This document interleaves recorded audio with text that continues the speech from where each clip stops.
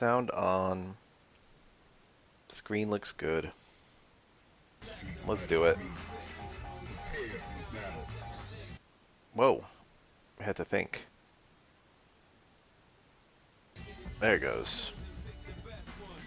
It's a little loud for me, but it's probably a decent volume for the stream. Hovering purposefully over Hammer Mountain, which was renamed Hammer Frenzy, despite the fact that he still says Hammer Mountain.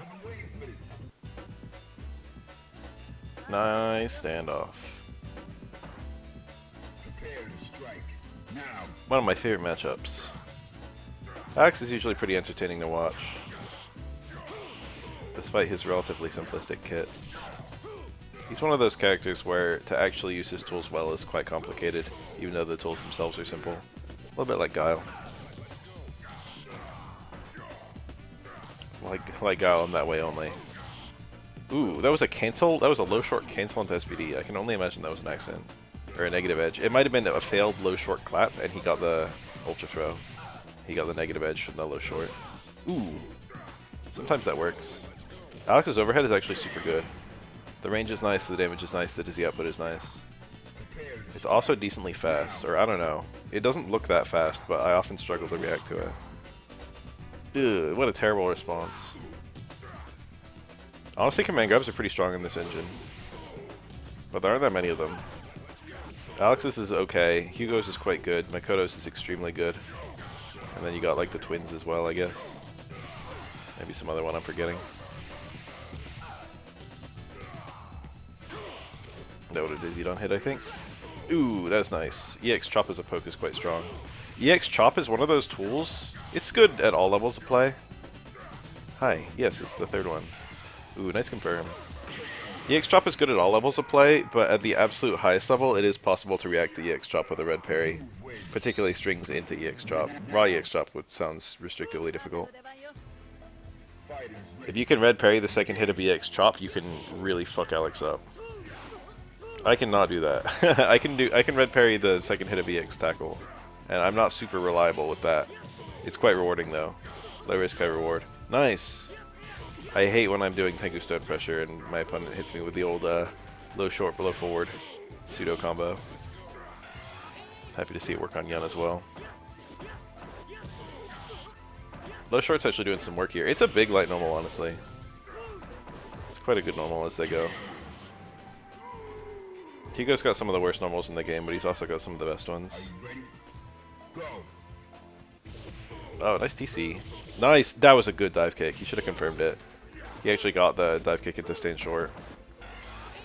But he did not do the dash punch. Ooh. Oh, that was a whiff. That was a, well, yeah, I guess a whiff punish. That was a great parry, though. Oh, he got the dive kick combo again. That normally wouldn't have comboed there. I think it comboed because it was meaty. Or maybe because it was a crouching opponent. I guess it wasn't meaty. I guess it was just a crouching opponent. It hit late because of the crouch.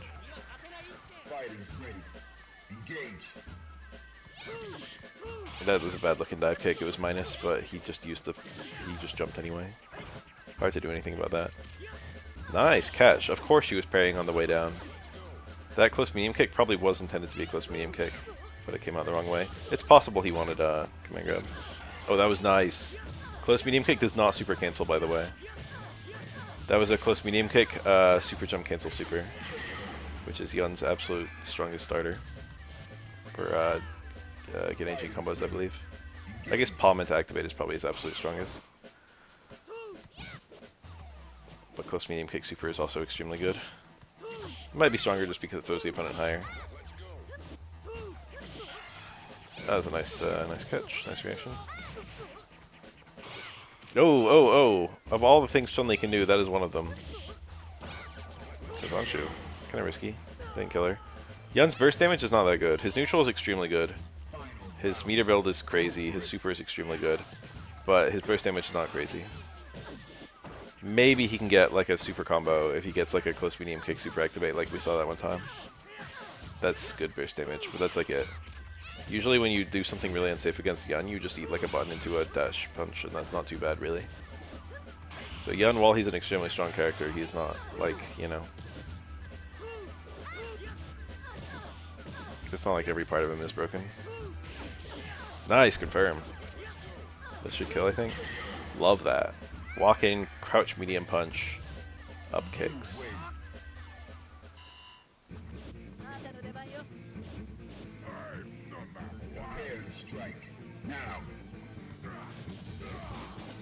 Yun's distance from the opponent changes based on which character they play after a command grab. And there's some funny things about that. Nice! Another close medium kick super cancel. Those are not free. They're not that hard. I do them all the time with Oro, but I have the advantage that the I actually can't super cancel my jump cancel normal. I just usually jump cancel it. Oh, up kick into up kick for the side swap? It's not damage optimal, I don't think, but it's not really that much worse than dash punch. But the side swap was actually very, very enlightened. Oh! That works like 100% of the time. That's like the if Yun wants to win, that's like the secret like win button. But you have to do it like once every never, or else it'll stop always working. Empty dive kick into EX up kick is like 100% success rate.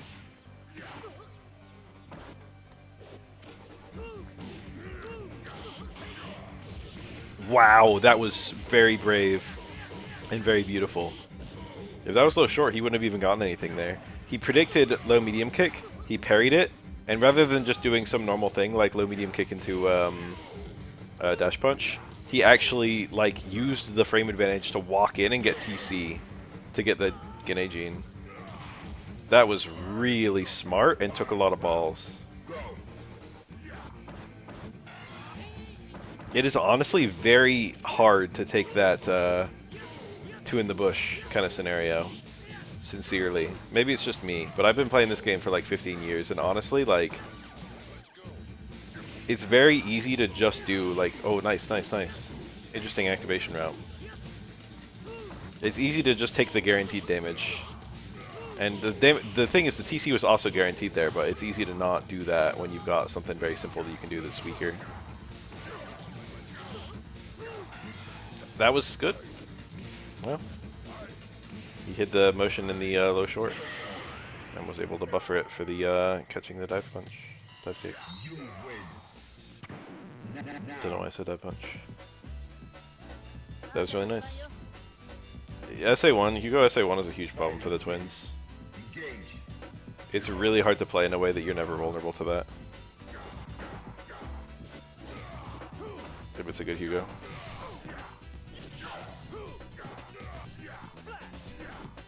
They just don't have the capacity to like play a ranged game.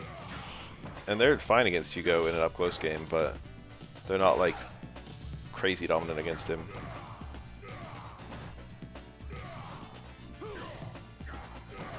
Yun's version of zoning is just building meter from far away and then going in anyway.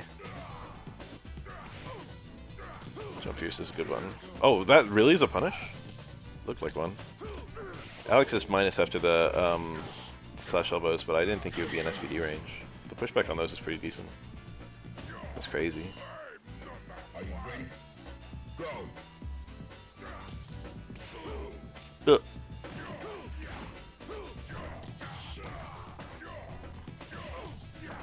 The hitbox on body press is quite good.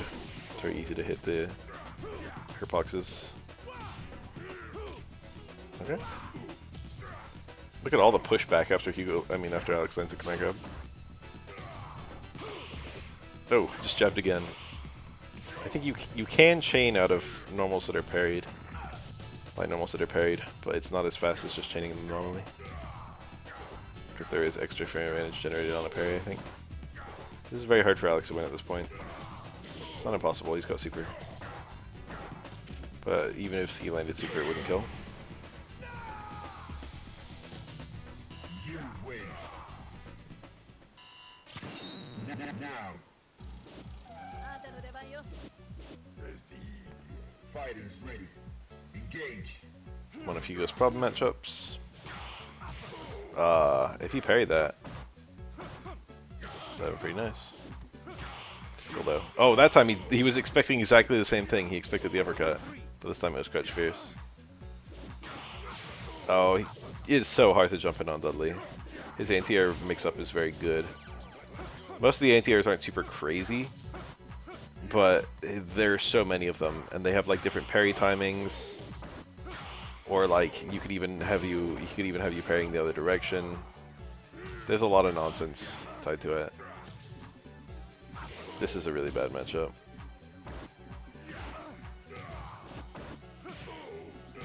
Oh, it's a start. I think running the super was probably correct, but it's gonna be. It's not like he. Oh, he got it. I was gonna say it's not like he wins because he got that.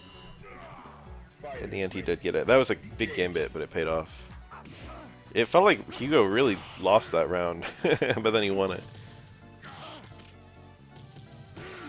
It felt like he got outplayed the whole round, but Hugo's high HP plus higher damage output on the hits that he landed was a difference maker. Oh, nice jump.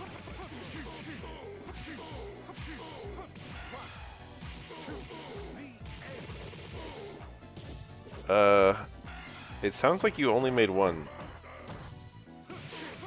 So I can't deny that from you. I love that little combo. Stand strong resets, but the cancel and uppercut is so fast that you hit before the reset happens. That's a thing in this game. That's not a thing in Street Fighter 4 or 5 or 6. I like it a lot, it's cute. Oh.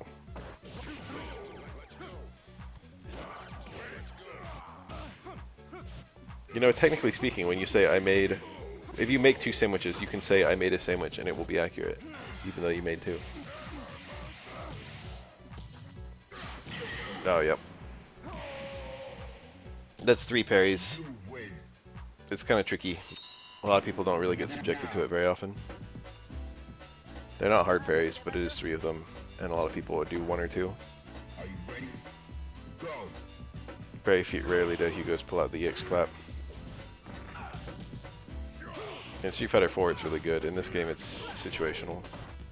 It is good, but it's not usually worth the meter. Regular clap is also really good. Nice. Clap is one of Hugo's best features. It's very, very strong.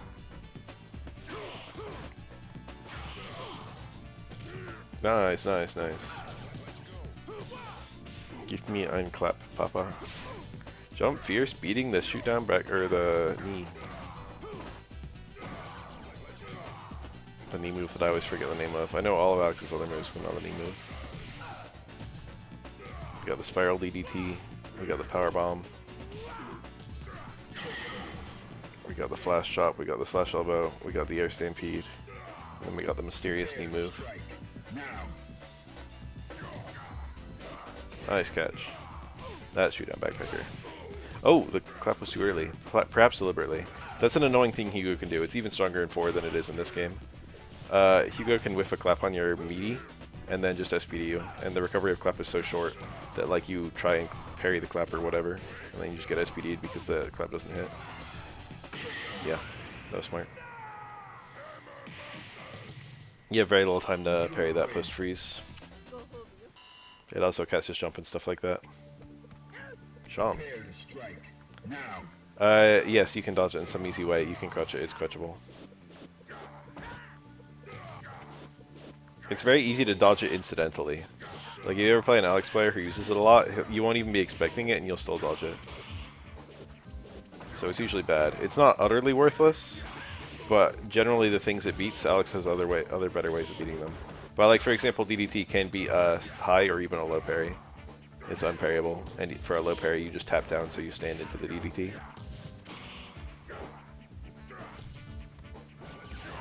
And it does actually jump for what it's worth. He is airborne. I say to Sean, by the way. Oh, that was it. That was it. That would have been nice. He got the low parry. He had like low forward super 2 or something like that. Or at the very least raw super 2. Prepare to strike. Now.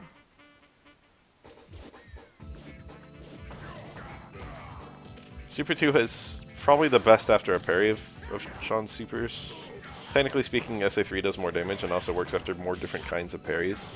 But the fact that Super 2 stocks 2 of them means that, you know, if you're good at parrying, you'll be ready. You'll have Super more frequently, and you can even do like Super into Super. I think that sweep can combo there, but I don't think it can versus Hugo. Ooh.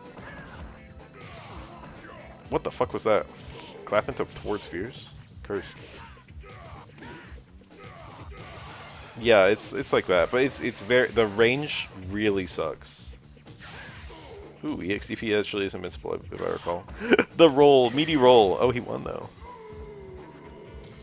Roll can just be hit, but it is unthrowable. It also has a lot of shock value, I suppose. That was very beautiful. He actually could have done a second clap there, but he was really far out, so I don't blame him for not doing it. Probably what he did was good. Oh, super confirmed, but he didn't confirm it. It would have dizzy too. Oh, beautiful. I love to see it.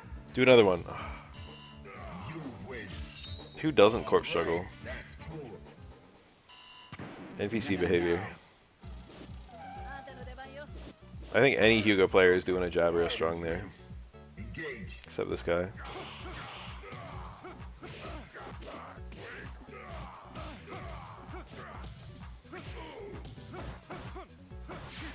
Huh? What a wild cancel. It worked though. That was really... he could have died for that. Yikes, machine gun blows unsafe on block. That was a punish, but he didn't have anything because he didn't have super. If punish counter was a thing, he could have done stand strong, ducking upper, I'm sure. Unfortunately, punish counter is not a thing. Super?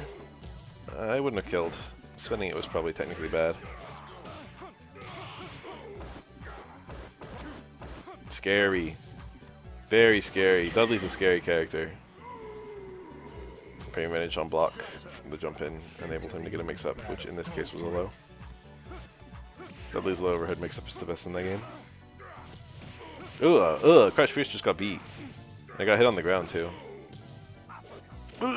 That was really hard for Hugo to get a meaningful punish on, honestly. Light DP recovers pretty quick. You're not gonna clap on that. Nice.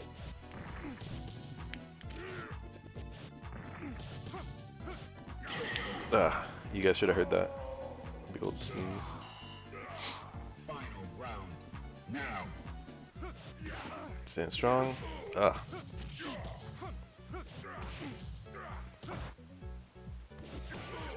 Early jump hard kick.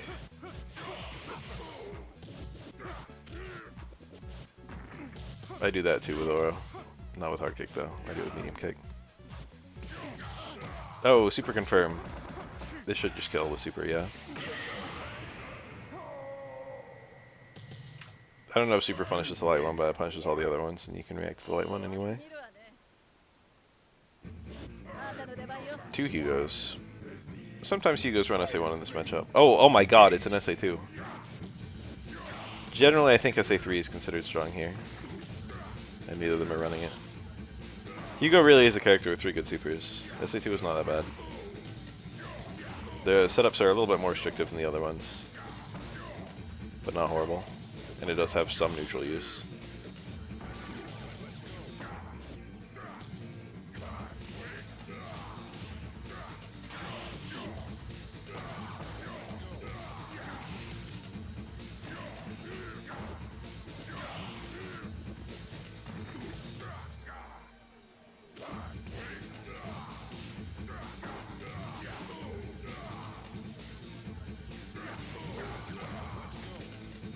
Okay. Screen position's good. Oh, never mind. He's dead. Imagine if it was empty jump SPD.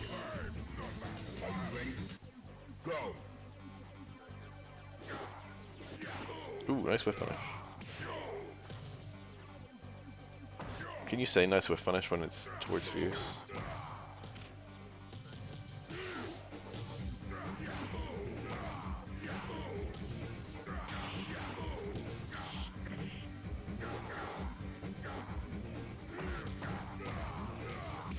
Oh, super there would have been nice.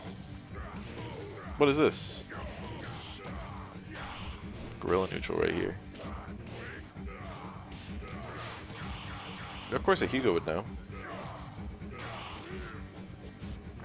What's funny about that is you can actually do it early for the hits to whiff.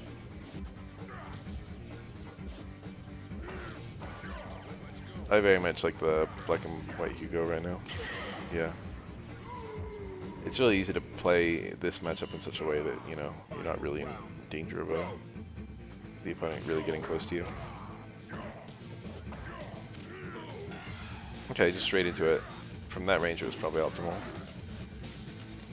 You can do clap into it as well, but the damage is actually not as high as you would think. It's like, I think, barely higher, and the clap is not always possible. Oh, got him. Snatched. Look at all that. He's kind of making that super look pretty good.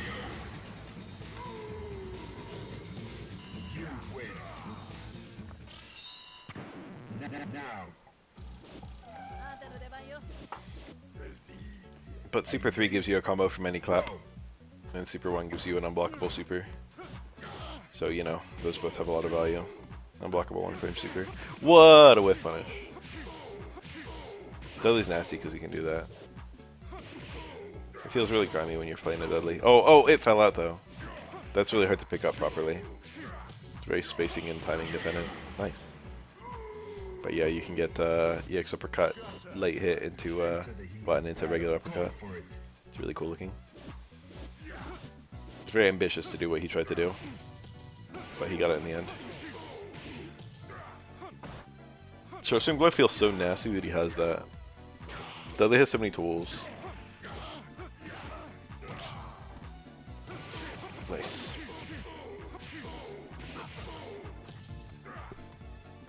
Just like an auto shimmy in addition to everything else. He could have supered there. Wow, EX Lariat! Holy shit. This is still winnable. Oh my, what a reaction. Oh. Okay, he hit the red parry. He probably attempted it and missed it.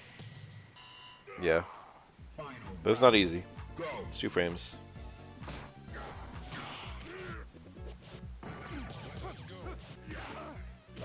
Nice. Oh, EX Lariat worked there. It's worth going for. It's not super easy to react, but it's that was about the easiest it'll ever be to react. Anti-air EX clap combos EX Lariat, or anti-air any clap rather, and it's good damage.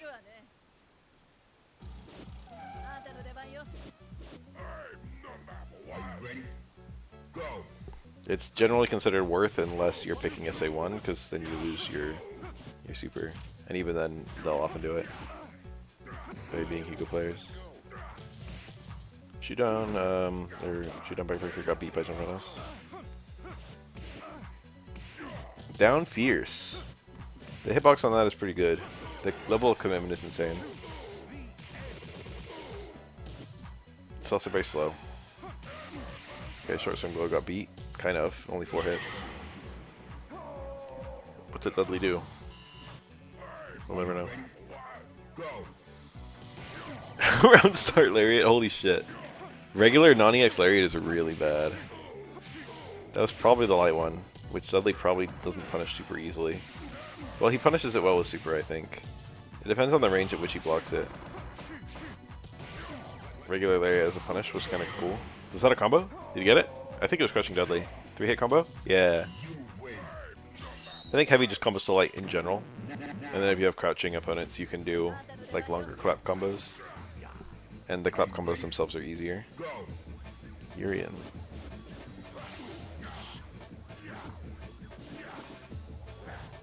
Urian's headbutt is very strong in this matchup. But charging a headbutt, you know, hurts your mobility. So we'll see moments where he's pulling it out. EX headbutt to tackle, just for the corner carrying damage.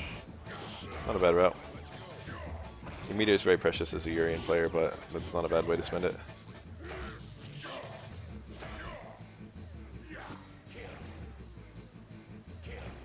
You'd probably think the upward fireball would be really strong against Hugo, and it's not bad.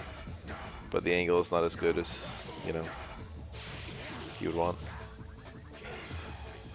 This is a bit ambitious. There's really not much that mirror could do. He got him out of the corner, but he wasn't super close to the corner. Oh, oh, oh, that's bad.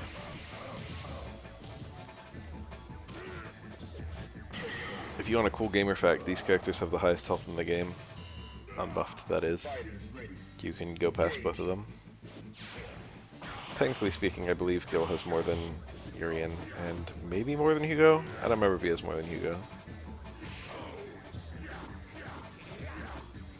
When people say the blankest blank in the game, they're probably not usually thinking of Gil. Oop.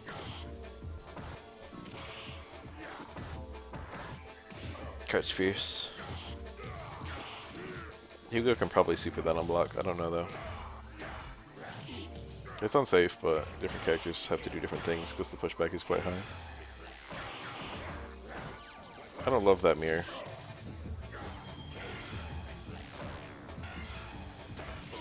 That's accurate. That's lore accurate. Look at Hugo standing strong through the mirror.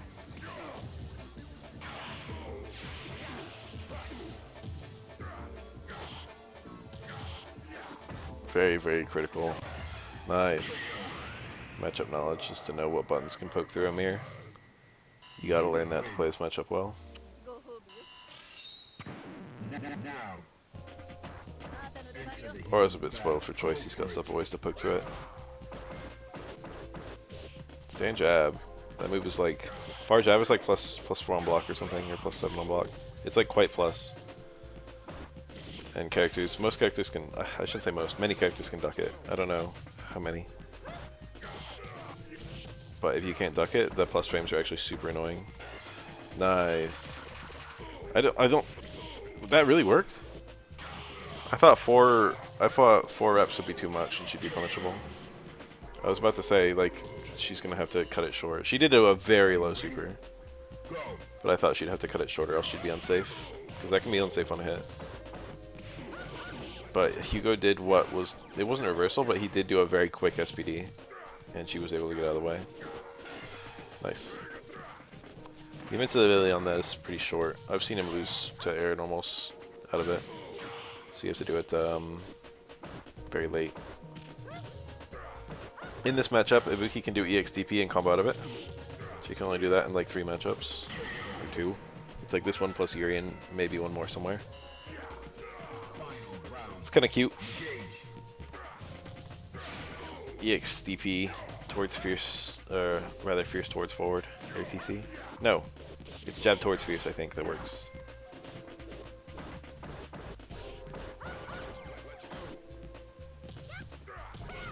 Oh, very nice. The teleport instead of the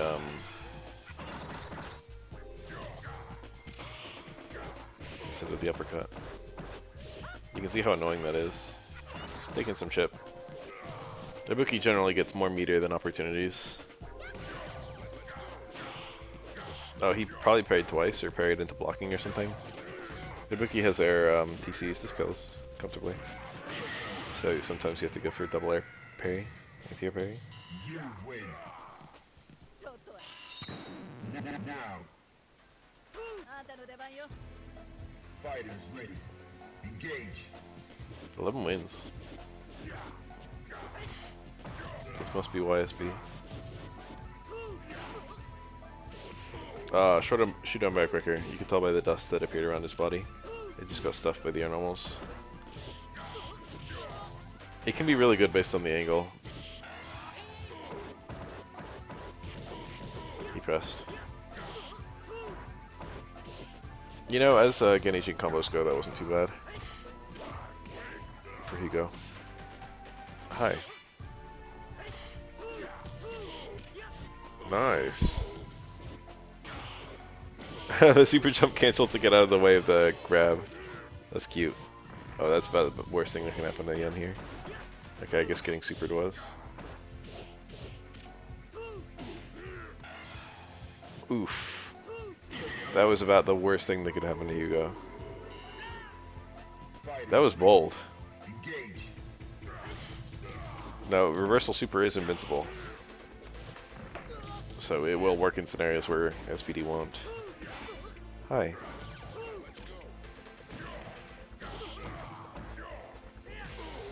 That does sound nice. I am a dedicated Third Strike yapper.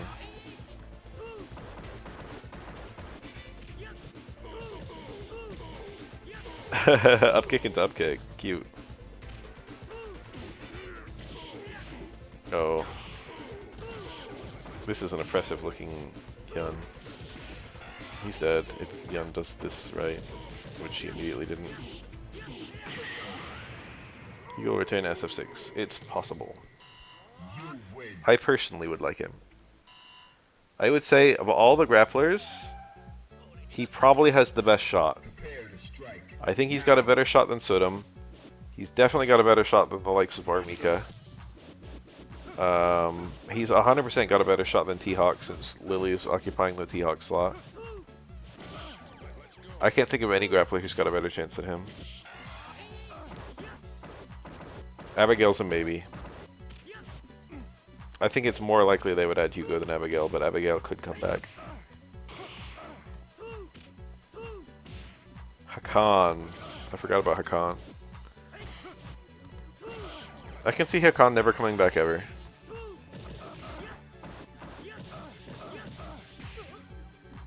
Because of Yuri.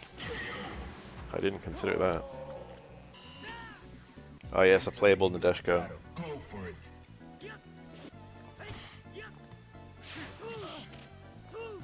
Shoulder's surprisingly good as a poke. It low profiles on the way in. And it cannot prioritize a lot of buttons. Oh, you know, Abel could come back. I think Abel is more likely than Hugo. I forgot about Abel.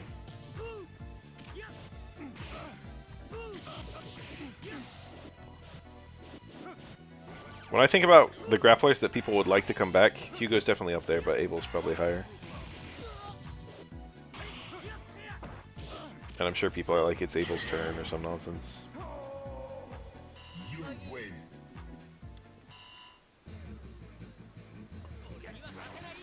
Fighters ready. Engage.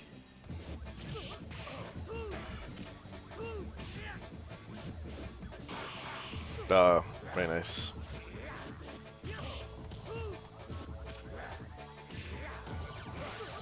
Ooh. Oh, big. The jump. That anti-air fireball should have been like 5 tackles. He was given the world, and he didn't take it.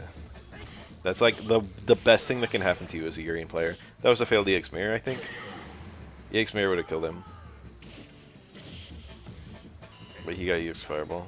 Into the heat of battle. Go for it. Yeah, I watch every SF6 tournament. Well, maybe not every, but I watch a lot of them. I was watching that one going on the last couple days in France, right before I started this stream. Wow, brutal. That's the worst thing that can happen to you as a young player. Okay. I quite like watching SF6, but there's particular characters I really love, such as Elena. As a casual Elena player. Engage.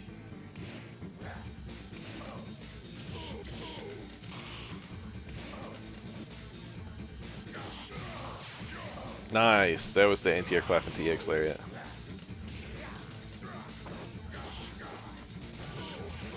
No, the headbutt is really strong. Yep, that's plus on block, I think. And it is airborne frame 1, so you cannot throw him out of it or whatever. It's very obnoxious. Very quick. Everything about it's good. Yeah, there was a Dogora came in second, right? Prepare to strike. Now. And there were like 2 Elenas in top 8 or something, or in top 16.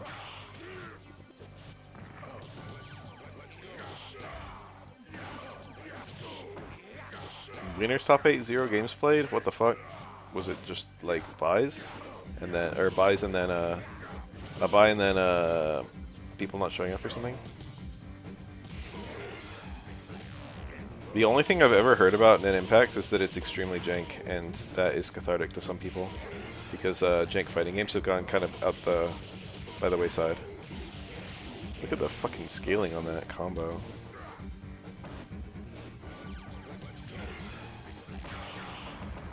Just backs up for the chip. Yeah. Even though the health totals were close, that was it was Urian's going to lose. Now. Fighters Oh, look how vibrant these Urian colors are. People always be picking like the tan goldish looking one. But come on, look at these. These are so beautiful. We got red Oni, blue Oni right now. I'm not gonna say Japan doesn't have the color blue because Japan has the color blue.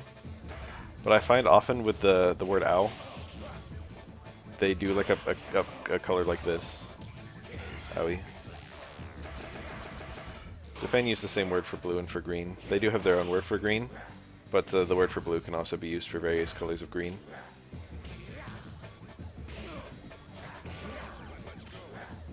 I think you could probably describe this color as aoi in Japanese. Even though it's kind of like a turquoise.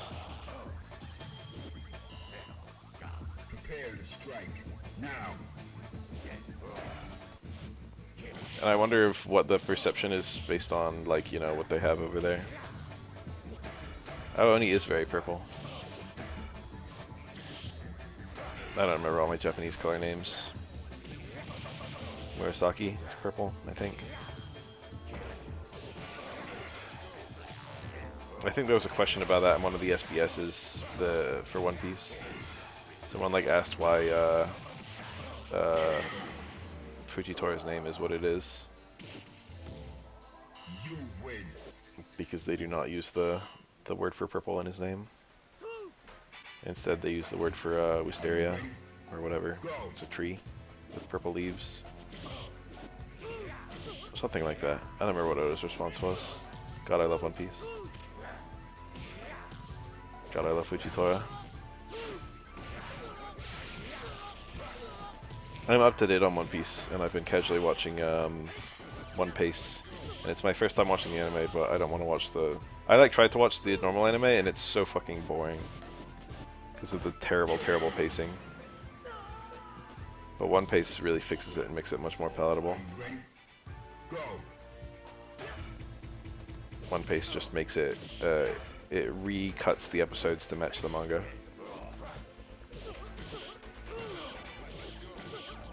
And removes filler. Yo-ho? Interesting moment. Oh, please, please, please, make it stop. Urian's burst damage can be really high in the right context. If you can get Crouch Fierce, he can get pretty good burst damage. But you can see on those tackles, he didn't really, or I mean his dash punches, he didn't really have a whole lot to do. What he did was not bad. You want to know a cool little fact? Is Yun is technically a little airborne for his dash punch. And so if you hit him out of it, you can hit him midair. EX mirror.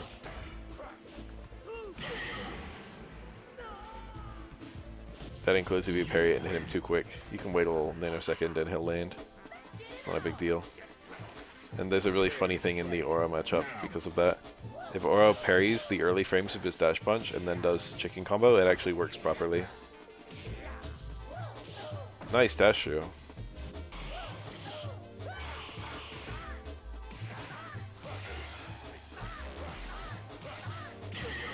Nice little combo. Alright, that's cool. Prepare to strike.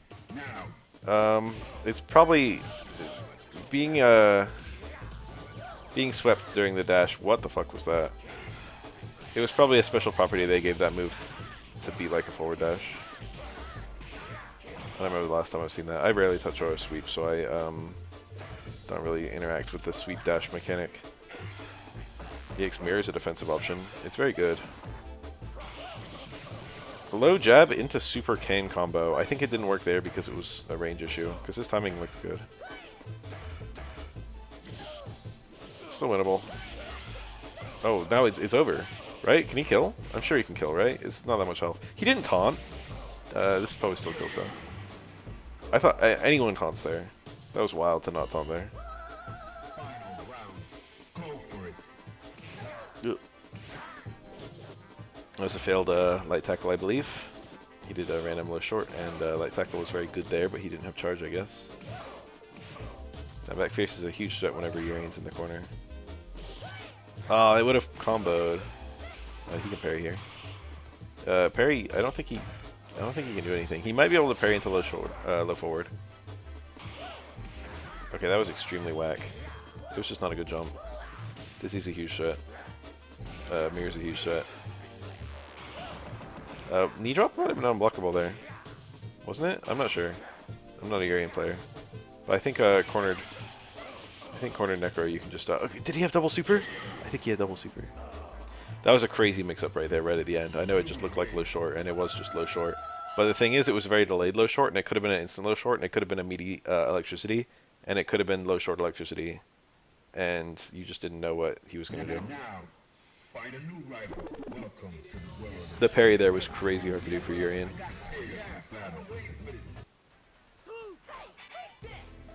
Are you ready? Really hard to anticipate what was about to happen. Jump jab. Necro's jump normals are a little sus. Jump jab is like the most anti-ground of them. And that's pretty sad. Ugh.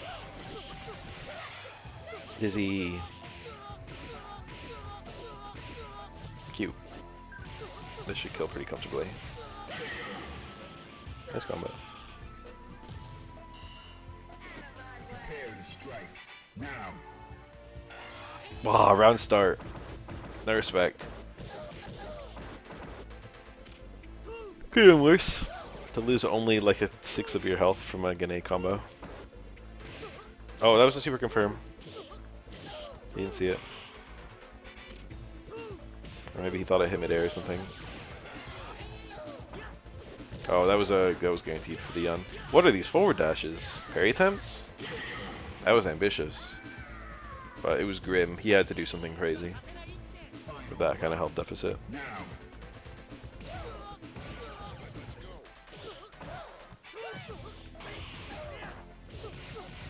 That was nice. Pretty good punish. Yeah, this Dizzy's with the follow-up. Nice, nice. Really strong play by the Necro player. I have a few friends in the 2x KO beta or whatever, but I haven't been watching it or anything. I've heard some people say it's pretty janky. Is it janky? The cancel into the knee drop thing, foot drop thing, kick overhead. What are these buttons? They're all working. It's hard to counterpoke Yun. MBCI, intriguing. the jump over, the super jump over by Necro into nothing.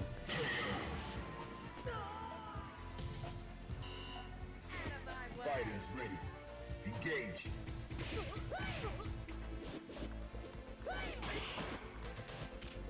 The back throw. Oh! Yum was really minus there. I doubt he wanted that. I think he just wanted shoulder activate or something. Okay, not too bad. As the Necro player. Ooh, ATC. Necro does not like dive kicks. It was the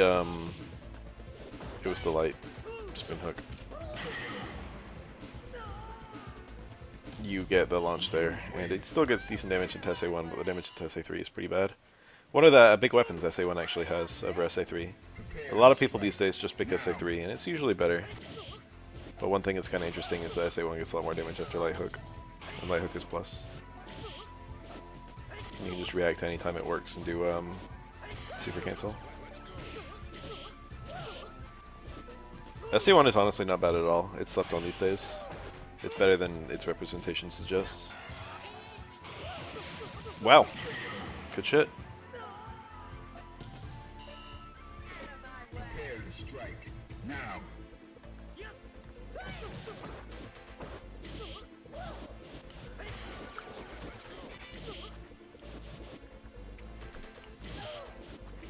Oh. It almost looked like he dashed over a low forward.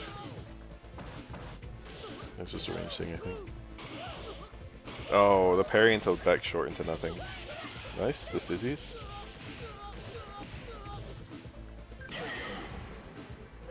If it's me, I killed him with a lick there. I gave him a big old lick right over the face. I don't remember if the hits of lick combo, but it looked like even one hit of lick was going to kill him.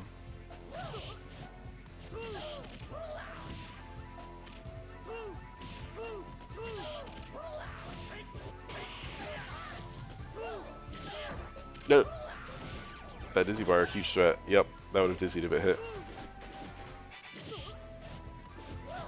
Necro's mix up between just low short electricity, super, and throw is extremely dangerous.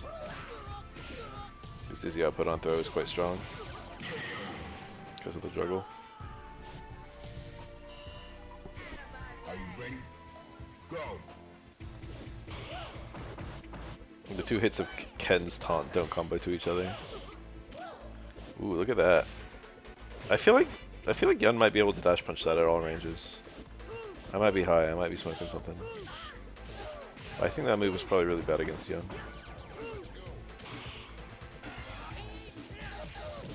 What happened there?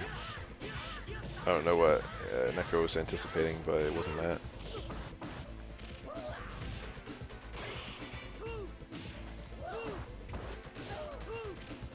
Oh, very tricky. Very good neutral.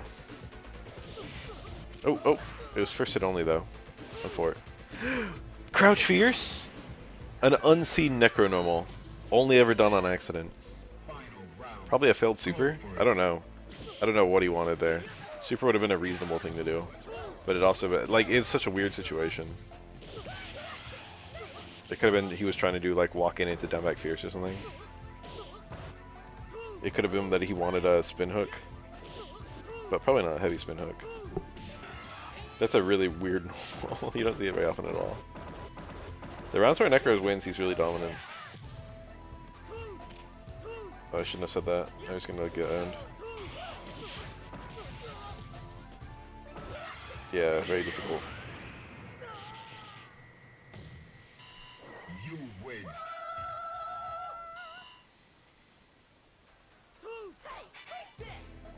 Fighters ready. Engage.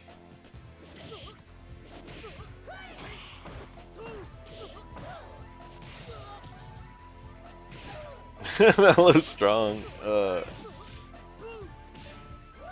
Counter hit at the start of. Oh, rare TC. Low strong, low fierce. And he gets the pickup here. It's not a crazy hard pickup, but it's nice that he got it. Nice combo too. That's nasty. I like saw all of Necro's down jab there, and he still got thrown out of it. I can't imagine it's fast. It's probably one of the slowest down jabs in the game. Down fierce on purpose, I think. It worked. No criticism. It's one of those, it's almost like chess, where if you see someone do something that you never see, you know in your head that it must be bad, but you don't necessarily know why.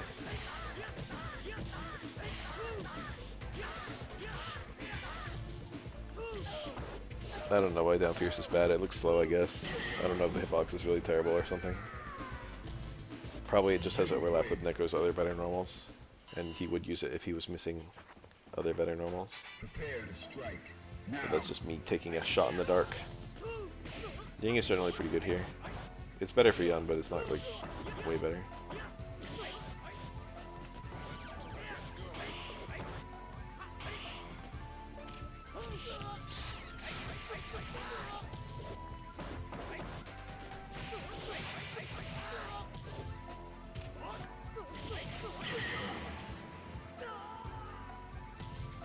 Hey, yeah. Fighters ready. Engage. I wonder if Yang players go through their sticks faster than other characters. I always think that whenever I pick up Yang for a little minute, whenever I do something with him, like train him out or whatever. I'm just like, goddamn. Yikes Rekkas. That's a lot of quarter circles. You gotta do them really fast. You win. all I'm saying. Prepare to strike. Now. the third Rekka to get out of the way there. I think he would have got whiff punished if he tried to stop at 2 Rekkas, so that was really smart. Could he have rolled after that, I wonder? Oh. Big unsafe, not punished.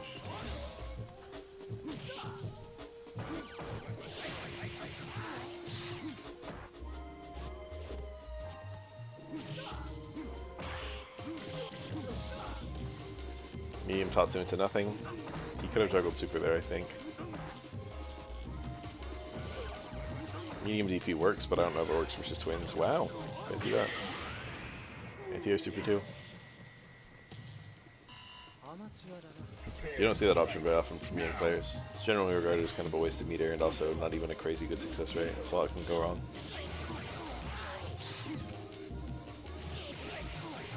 But right there, it was very clutch. Just the perfect thing to do. A dizzy bar. It doesn't even matter because he's going to die before he's dizzy. Yeah.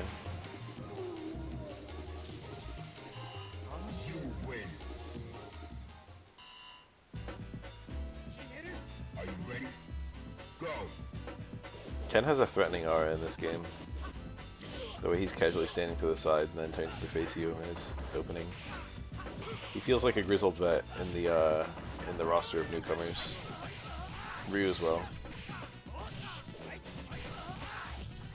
They feel much more like professional fighters than most of the cast.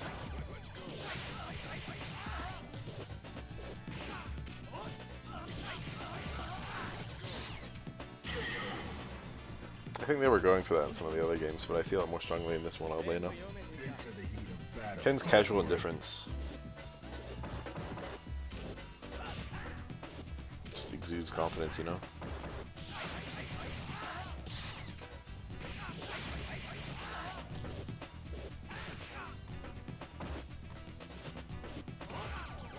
That dizzy bar is actually a big threat now. EX Rec will kill. Oh! Oh! 2 chances. Oh, he missed the low short, low short. That been good? What was that? Curious moment. He should be dead though. Did Cam want Link Super? DP was a weird thing to do. It is possible to get space universal overhead Link DP, I think, but it's not easy. And I don't know if the range was right there, it looked too far away.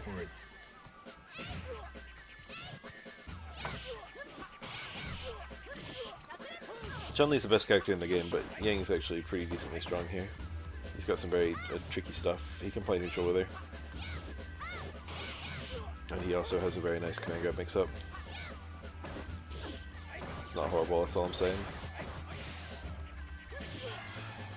I would be surprised if she was still one of his worst matchups. Ken might be worse. Yan might be worse, shit.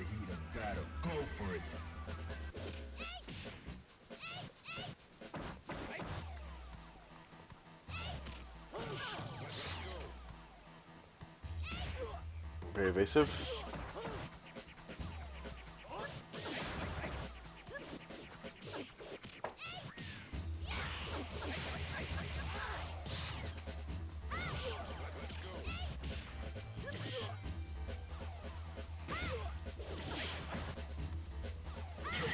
Nice. He probably wanted, that was probably parry into close roundhouse, but he got far roundhouse, but it still worked. Because Chun-Li is blessed and things can't go wrong for her. Nice. That was staying roundhouse on a crouching opponent, so he got extra damage. That's pretty beefy. You really want to rush Chun-Li down before she has bar. She's not a great character until she's got a super. Nice. That needs the car on Chun-Li. Are you ready? Go.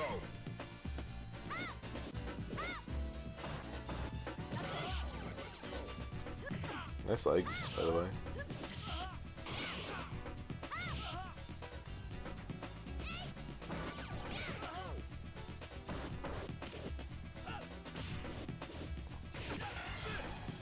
Good confirm.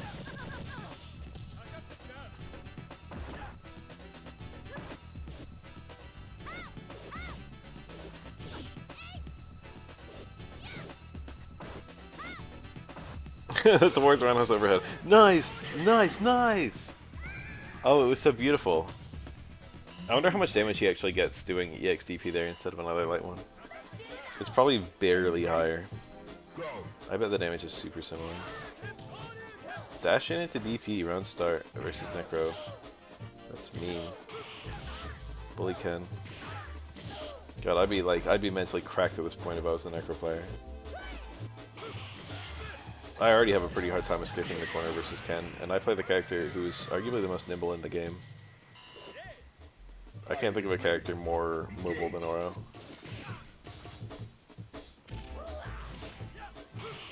Ugh. I would not even say 12.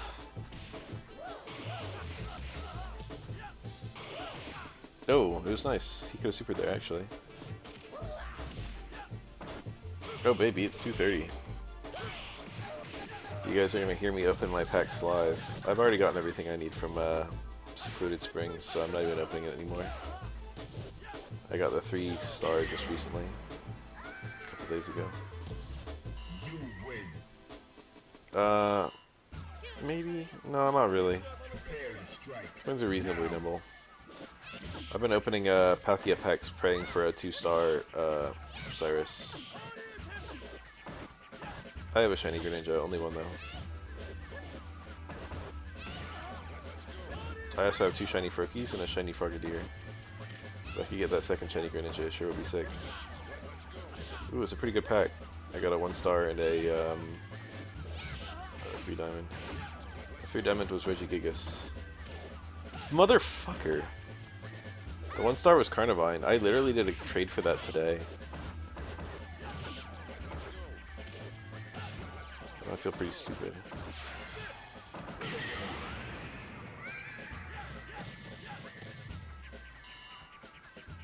Are you ready? I'm trying to get all the 1-stars. It's slow goings. My packs had nothing interesting. Loom, Voltorb, Turtwig, Probopass, Togetic.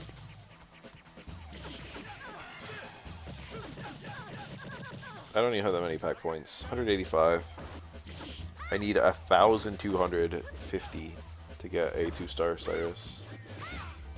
Otherwise, I just need to draw him. And the chances of drawing him are not that good. I'm going to be at it for a while, but I don't need him right away or anything.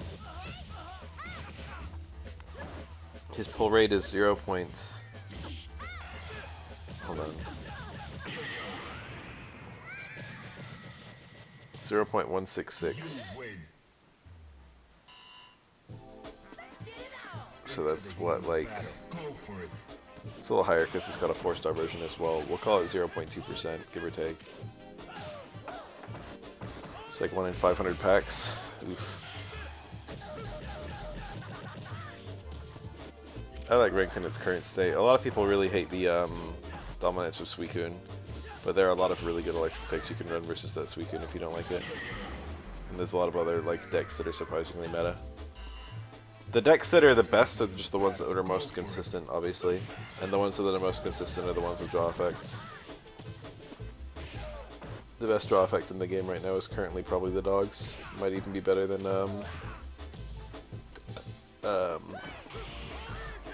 Sylveon.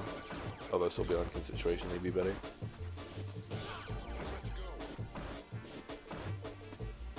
I remember when people were running more low on Shiinotic as a force of consistency. But then Find a Friend Eevee is just a beast, and Sylveon is just a beast, and now the freaking dribbles are beasts. It would still work. It would not be amazing. You can do better now. Honestly, that's like still having Pachirisu and tools. But then adding in like Pichu and then like some other random thing. Pikachu and Raichu EX or something. Or maybe just Oricorio or Raikou.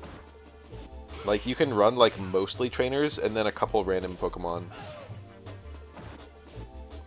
And it's still super dominant. Pachirisu got buffed by Energy Switch and Zeraora. Pachirisu used to be pretty slow if you went first. Or Pichu also works. Like, if you go first, then on turn 3 you put on your first energy, and turn 5 you put on your second energy. So you're putting on your second energy pretty late.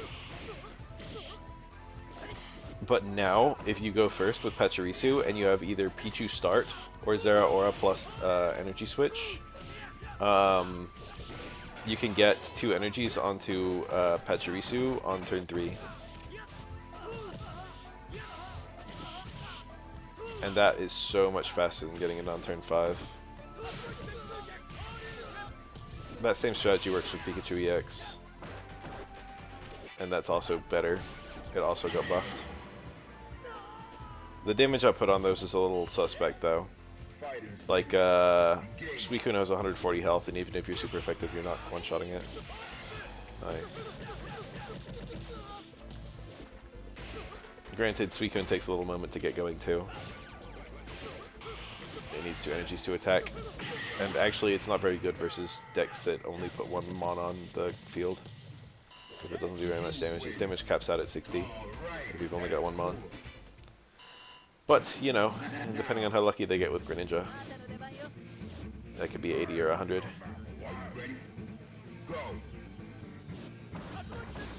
Ground Tatsu. Is that a punish? I don't know.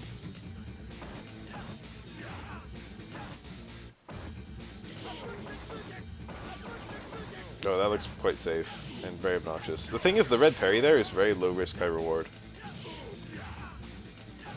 It's also very easy to react to. So it can't like just do it that much. It's very dangerous, surprisingly. Nice. Oh, it's like an option select. No, I don't know if it was or not. Maybe he just wanted to cancel it. I think he just wanted to cancel it.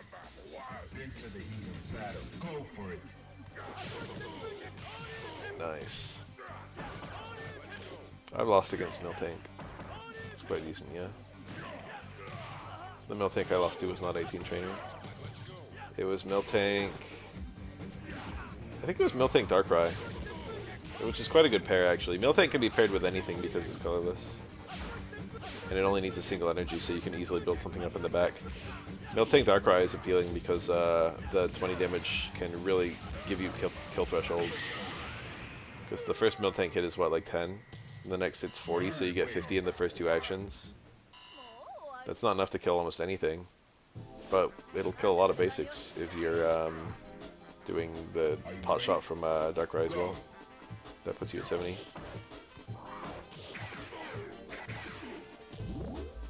Ooh, very nice.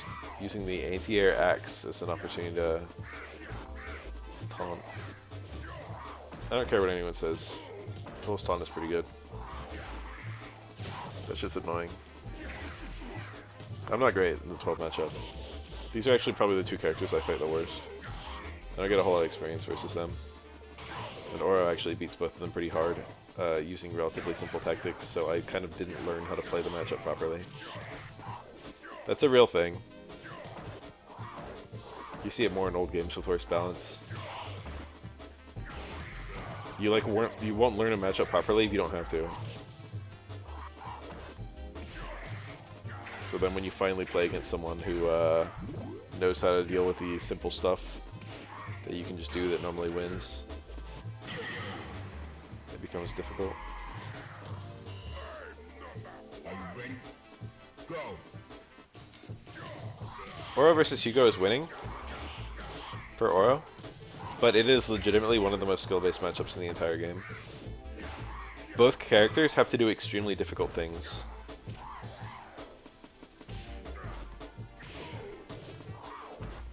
To make the matchup good for them. Oro's hardest shit is what is strong versus Hugo.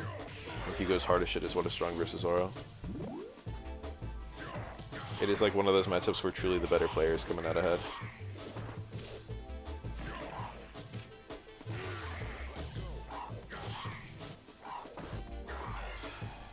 Nice.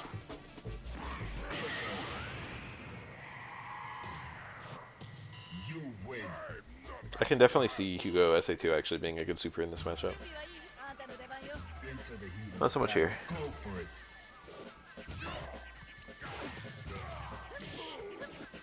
People used to run SA1 in this matchup, I think. A lot of characters, it's like I won't get a lot of opportunities versus Chun-Li, so I need to make the opportunities count. But Hugo's supers... Oh, he pressed. Hugo's supers kind of just have entirely different opportunities. This is almost unwinnable. Oh, Dizzy would be a way to win. Fierce. Legs. Yeah, there's the lack of bad matchups that kind of remove that scenario. I'm pretty good at fighting Chun-Li, and she's Zoro's worst matchup. I'm not amazing at fighting her. Chun-Li's not a super popular character online. He held it too long. That's kind of hard to do. Nice. That's a lot of damage. Oh, it was too early. I think it would have worked. Well, it would have worked against me anyway. It would have Dizzy, and she would be dead. Tricky. Chun-Li could easily win this. Oh, that was it! That was far hard kick on a crouching Hugo. That actually just links to super. He fucked it up. He had a win up.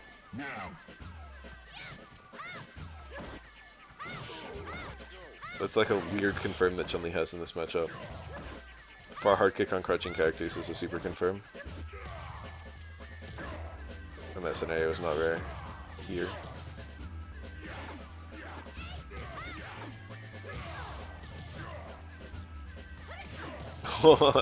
Reversal down towards Roundhouse. Oh, she's dizzy. That usually gets 2 hits. The juggle to super.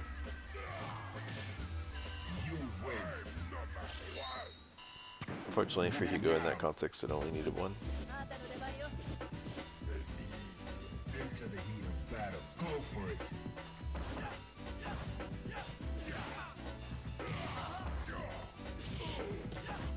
It's like CVS 2 Sagat almost.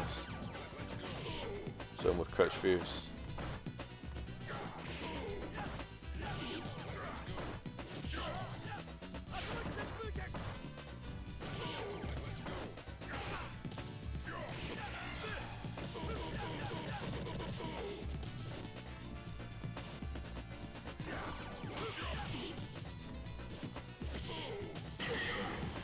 I was picturing other games Sagat's been in, and I literally don't even remember what he's like in Alpha 3. Are you ready? Go! I like have more memories of Alpha 2 Sagat than 3.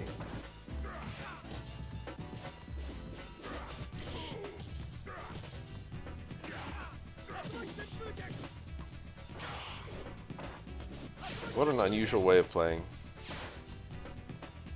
Look at this Ken. It's very shameless.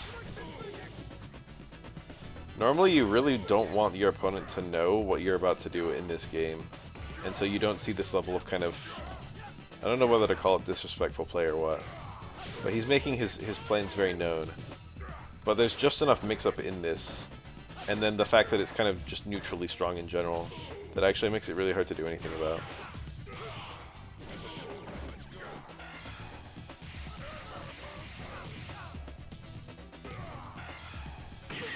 Wow, did he already... Was that really a pre-freeze jump? That's crazy. The game will let you commit to stuff a little bit into the super freeze in this game. I presume so it doesn't fuck up parry inputs or something. It's not a lot, it's just like a couple frames.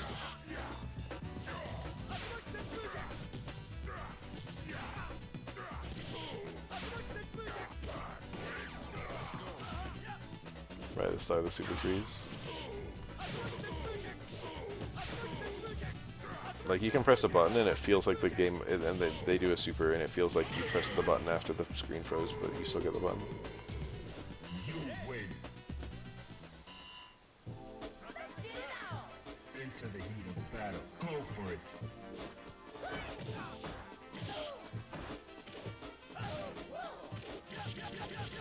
Five hits. To even see Ken's initial throw is kind of rare.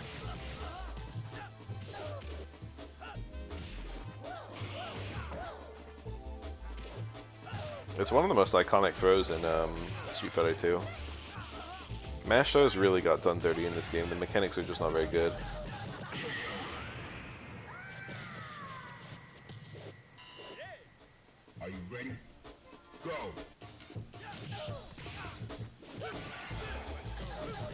I much prefer weak mesh those to strong mesh those, though. In terms of, not weak as in damage or strong as in damage, but in terms of mechanics.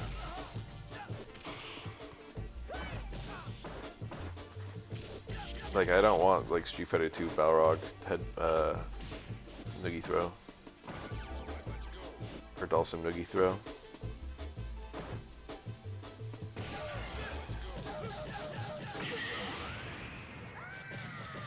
Riak and Nibash. Those are very obnoxious. Dalsum could throw you, and then you would get air reset after the throw, and he could do a meaty slide, and you would land into it and be unable to do anything. Maybe you could do a reversal DP if your character had a reversal. And then he would have frame advantage, and then also he was in range for a throw. And he could just throw you again. And you needed like reversal throw time and get out of it. The thing about Dalsum in Street Fighter 2 is that he was good at almost everything. You think he would just be good at zoning and stuff. But like, you could win a whole match with just dive kicks, you could win a whole match with just slides, you could win a whole match with just throws, you could win a whole match with just fireballs, you could win a whole match with just zoom normals. Astonishing how much good stuff Dalsum had.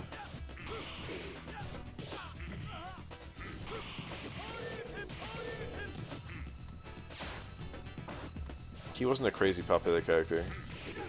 Even when Dalsum is super top tier, people people are either Dalsum players or they're not Dalsum players. Nice. A lot of people were playing easier characters like Vega, or Sagat, or Ryu.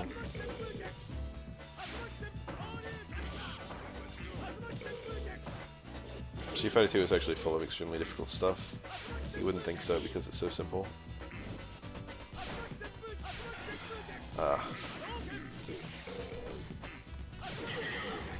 It was nice seeing a Q.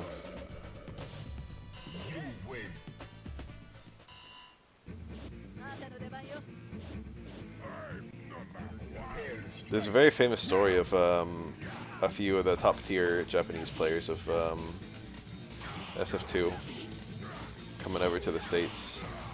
I forget who. And then just getting owned by people playing Old Sagat, because in Japan people at the time didn't pick Old Sagat because he was cheap. And the Americans were just like, yeah, fuck it.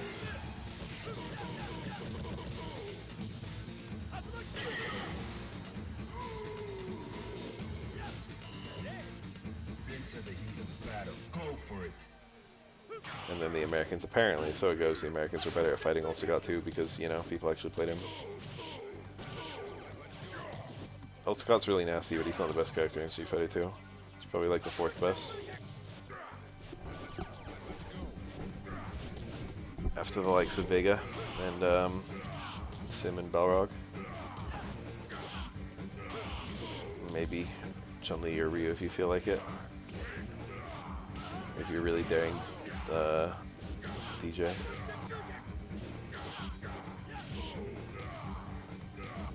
I mean, that's a story. I don't know how true it is. It's certainly been circulated a lot. It's a moldy story at this point. Dusty ass story.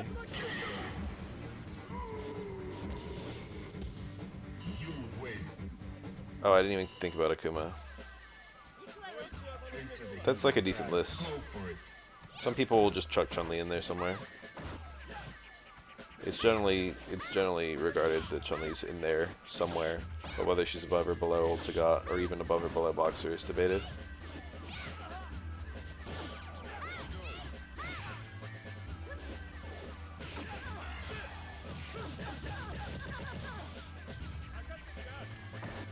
Old Sagat is good versus Chun-Li for what it's worth. She does have some kind of play to his kit, but his fireball is very good versus her fireball because hers is charge, and he can just overwhelm her.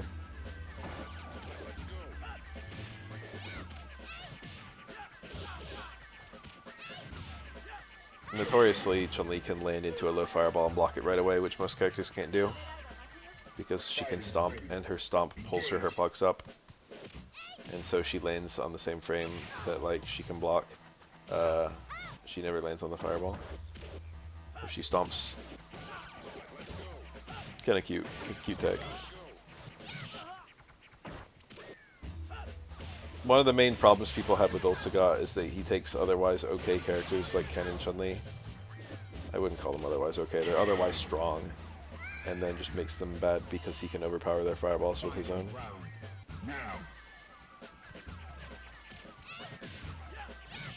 Chun-Li being a top tier is like a kind of new idea. Like Chun-Li being a high tier is old as time in Street Fighter 2. But Chun-Li being a top tier is like a growing concept. And as much as the meta can even shift in a game that old. The other interesting meta shifts are that Fei Long is probably actually mid-tier and not low-tier as thought. And could even be high-tier in a strange world. Meanwhile, DJ was originally regarded to be low-tier, and then was regarded as mid, and is recently regarded as high. Oh, Q. Those are the tier shifts in SF2 that have been going on for the last 10 years. Look at how much health Q lost already. It's absolutely disgusting. Oh, that medium kick's doing some work. It's Q's best poke.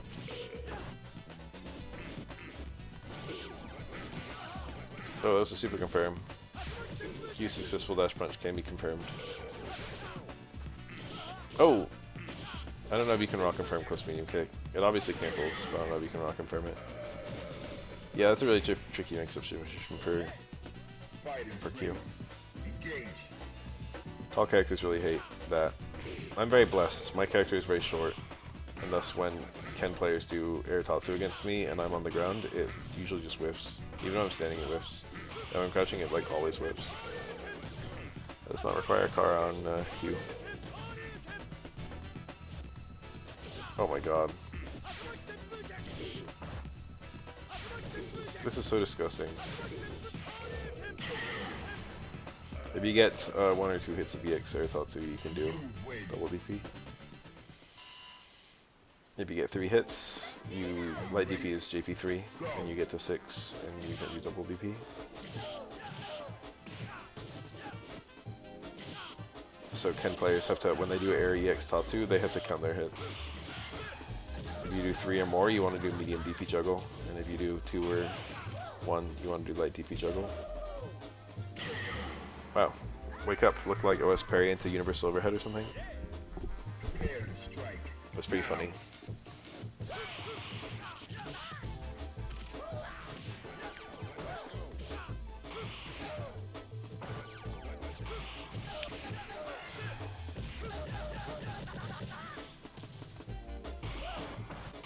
Bad parry, but he just blocks the super.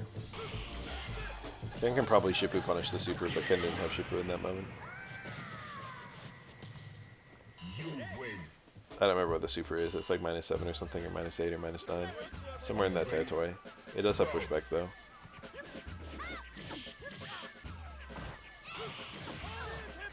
Double DP, probably didn't need the car at that spacing. In the corner, it's free. Chun-Li close roundhouse doesn't lead to anything if she doesn't have a super. It feels nice to hit anyway.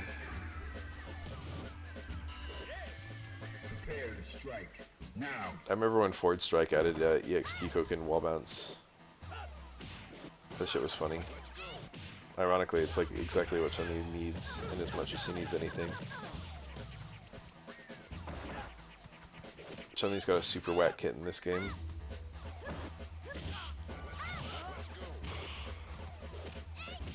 I think the design is actually generally fairly good. It just doesn't fit in line with every other character. It's too good. I think the concept is quite cool.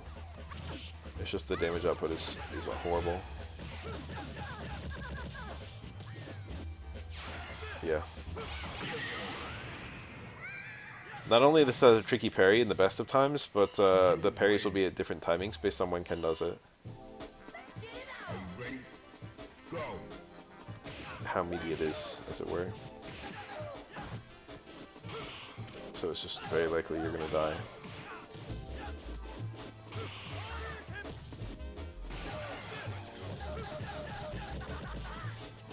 Are you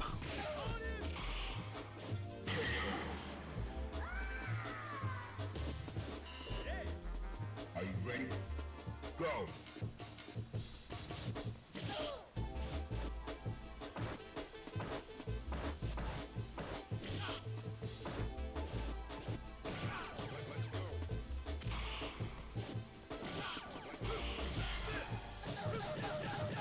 That's sad because that could be parried either direction too.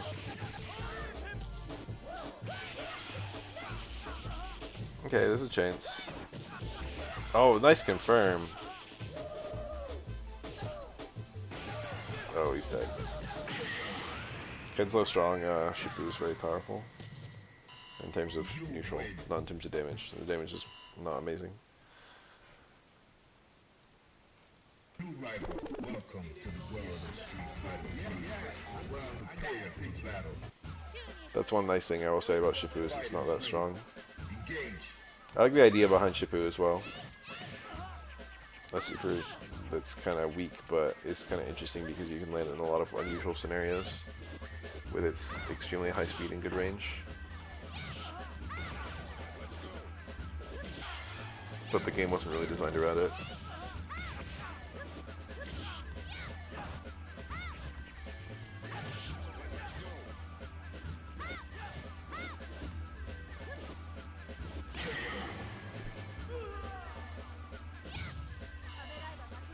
Into the heat of battle. Go for it.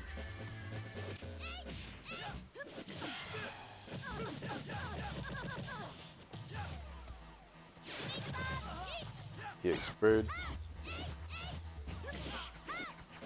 Kind of dodges the mix up of which side Ken's on, I suppose. It's a flash kick motion. Got the Kara. Ooh, she didn't. She saved the super.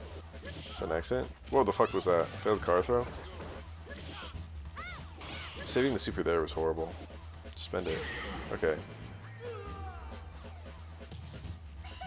Oh, she was up around. There was no saving the super. It was just mistakes.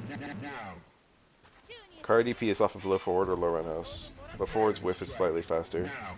So if you're gonna Kara either one, low forward is I think considered safer. You do a DP motion, then you Kara medium kick to hard, light punch. The Kara itself was not crazy hard, but it is a Kara, so it is one frame timing. It's as hard as the Kara throw is anyway. More importantly, it has to be done in frame 1 as well. The first frame of your recovery from your light DP.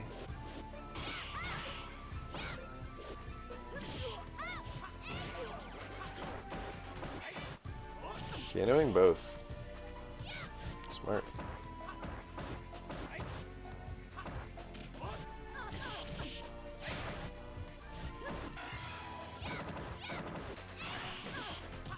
Oh, he fucked it up. I'm sure that works, even from that spacing.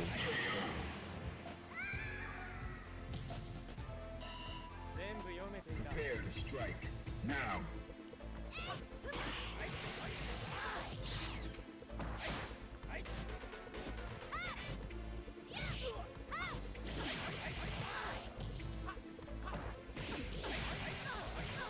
Oh, what happened there?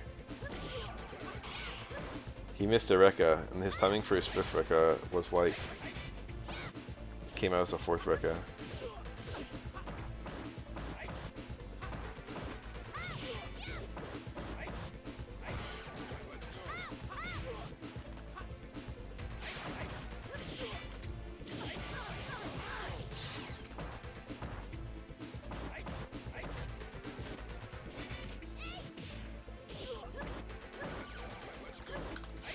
Oh, my friends just hopped online.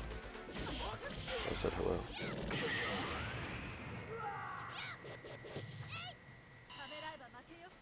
Final round. Now. Nice dive kick.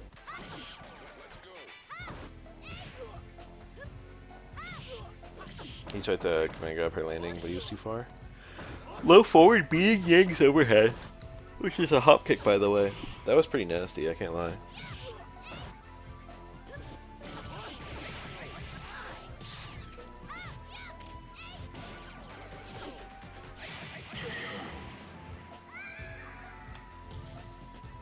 You win. Fighters ready. Engage.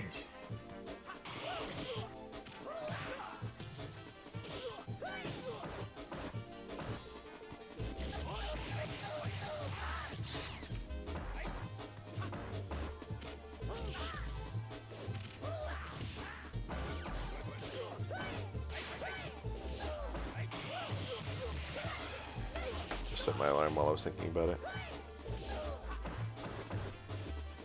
I have to be awake in 13 hours for my evening shift.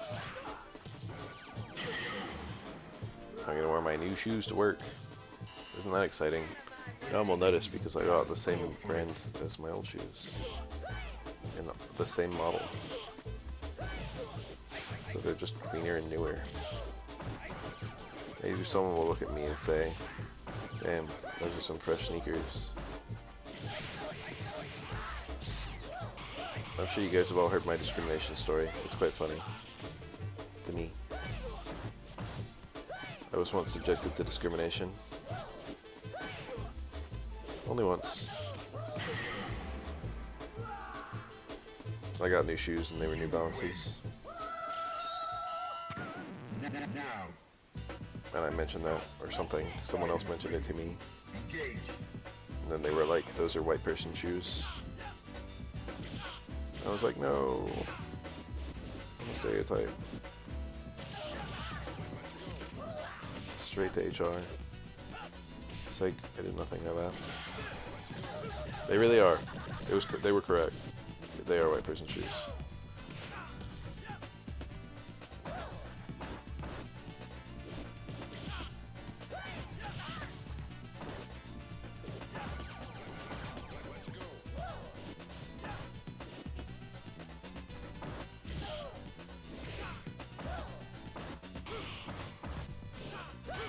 Oh, what a reaction. I love the way this kind of plays. He's so good. Into the heat of battle. Go for it. The red. Beautiful. That does not require a car on Necro. What a beautiful red it was. That's unsafe anyway, but you get better punishes if you red parry it, and it's not a crazy risky red parry.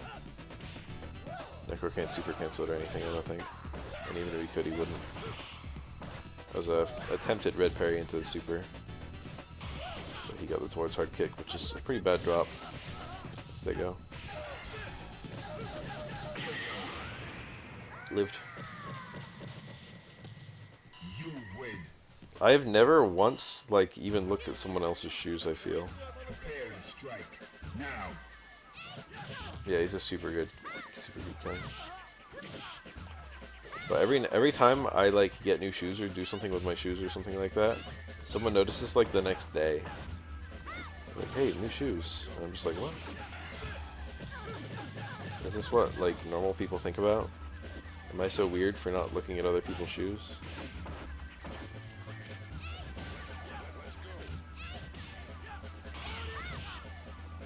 Someone could have really cool shoes too, and I wouldn't give a shit if I'm being 100% honest. Imagine if she blocks that. She could have supered it. Battle. Go for it. Nickel punch.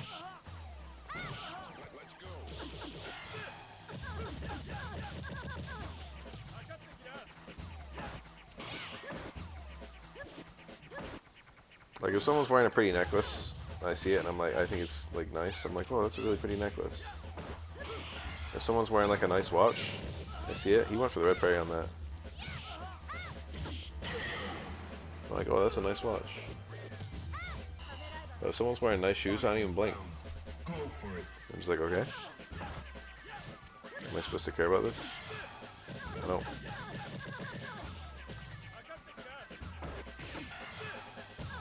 That didn't look like the frame, but it was the frame. I guess it probably, because she was crouching. It might have not been the frame, but there were extra frames.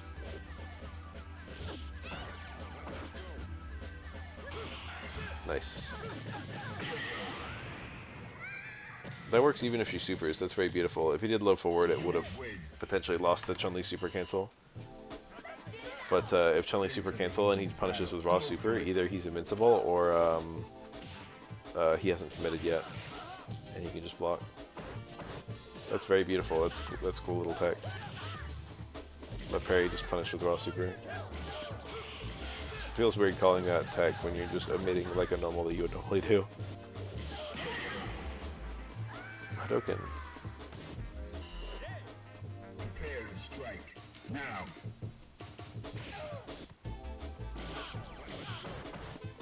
I've been doing low forward into, or I parry Chun-Li low forward and I do raw aura command grab. And it's kind of threefold in its purpose.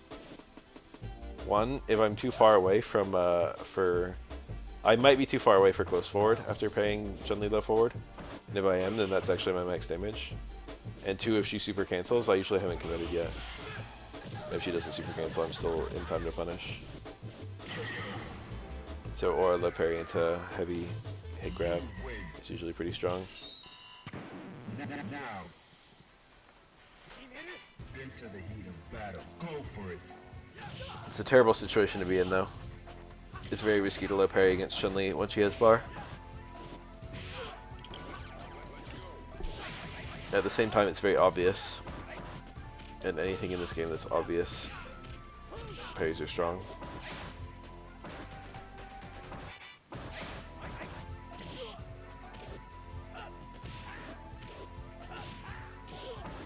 That's a weird thing about this game that you probably wouldn't immediately get unless you started with it as like your first fighting game. I think in most other fighting games you get kind of hyper consistent. Even in scenarios where you have a mix-up, you kind of go between the same like 3 options when you're very strong. In this game you have to be very fluid.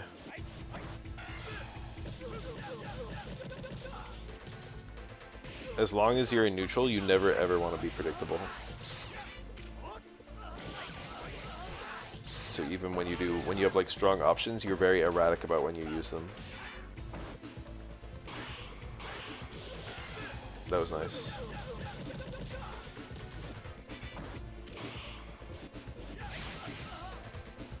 I think little things like that are very hard to internalize if you didn't start with third strike.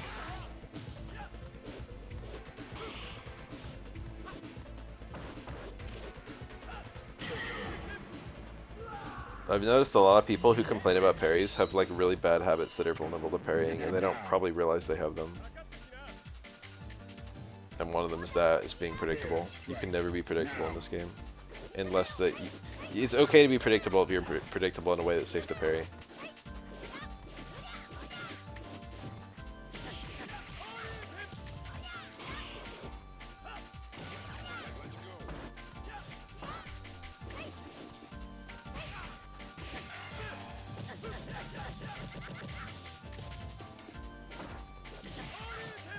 That was nice. Fighters ready. Engage.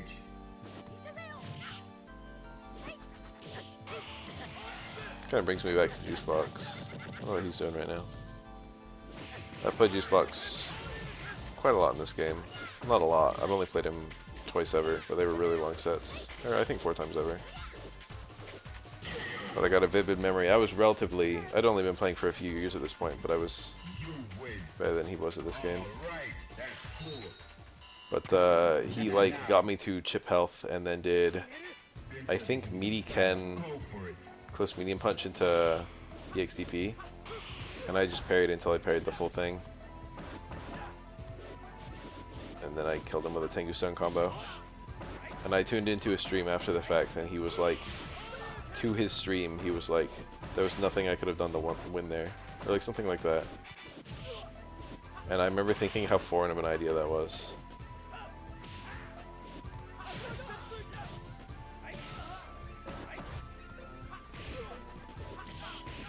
This is a long time ago.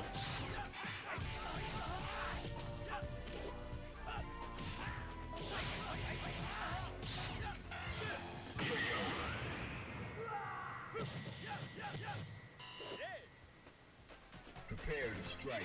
Now. It's back when Street Fighter 4 was like the main fighting game people played. 2014 or 2015 or something. No, it was... I think I was still in college. It was 2013 or 2014, I think.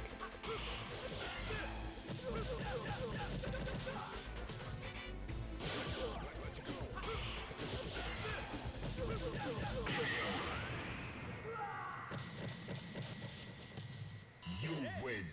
Anyway, most third strike matches end in some variety of a parry scramble. Maybe most is a bit strong, but if you're at low HP, you have to anticipate chip. And the thing about it is that if you go for a meaty throw on someone who's like trying to parry to save their life, good odds it's just gonna work. And even if it doesn't work, like what's the worst thing that can happen to you?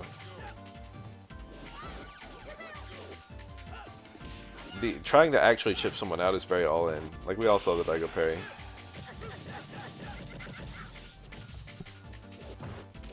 Having someone at chip health is very powerful. Ooh, good. That was a really good confirm. But actually trying to cash in on having someone at chip health is very risky. Prepare to strike. Now. If that makes sense. The thing is, having one of the two sides of your mix-up being an auto win makes both sides of your mix-up very powerful.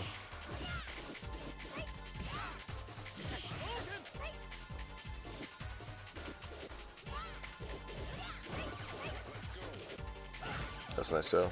It's really quick.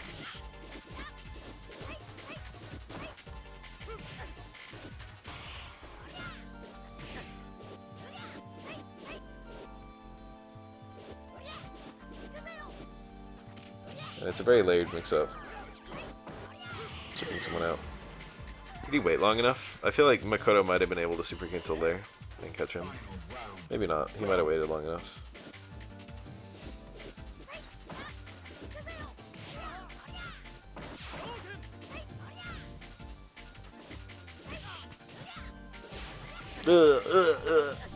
Yes, Fukiage is pretty suspect sometimes. I mean, it kind of sucks more often than it's good. It takes a really good Makoto player to make Fukiage do work. It's surprisingly mediocre. The damage and Dizzy are really nice, but it's hard to make it hit. Super. Seishu-sen Godansky. You win. Now. I love Makoto, honestly. Are you ready? I like watching Makoto. I don't like fighting Makoto that much. I don't hate it. She's kind of fun to fight. Or really gets to jump around in that matchup.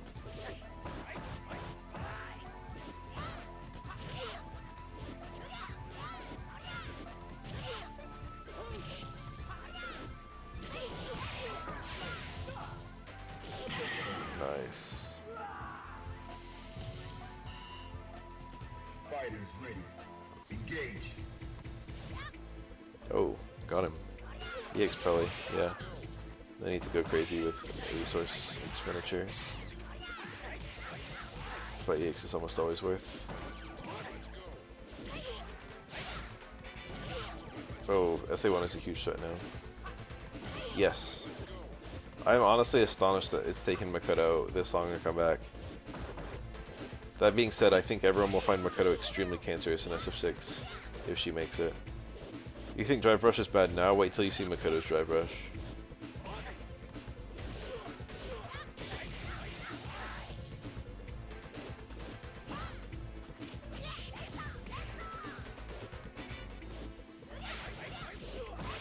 Oh, he wanted like a cancel to that and then a super or something.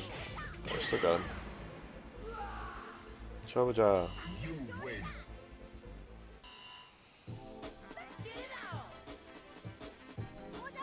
Are you ready? Go.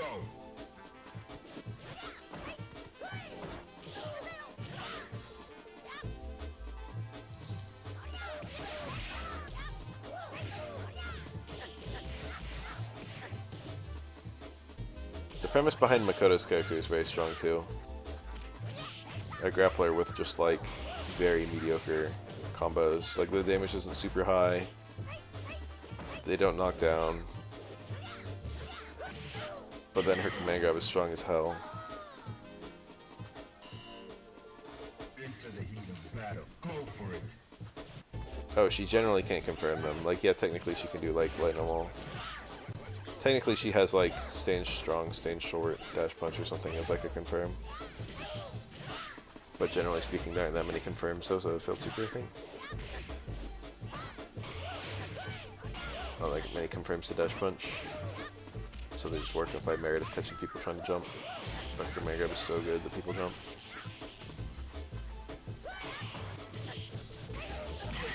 There you go, there's a confirm. Makoto has confirms because there was one. She's actually got a lot of ways to confirm Super 1. Super 1 is very fast, it hits on frame 2, I think. So she's got a lot of random links into it, like say medium punch or crouch medium kick. Dash punch is the most famous one. But there are many others actually.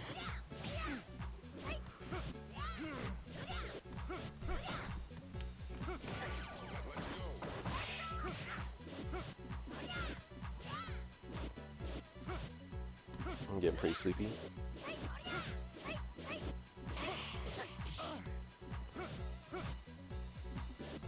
I opened up 4 videos, but I don't think I'm going to be able to make it through all of them. This one's got 20 minutes left of it. There's a confirm. Stand jab, stand short, dash punch. Well, it can be a confirm. Things went a little awry there. Oh, he had 2 there, didn't he? I think so. I think he could have done 2 dash punches. Ooh, looking good. Oh, I fell out. Sad.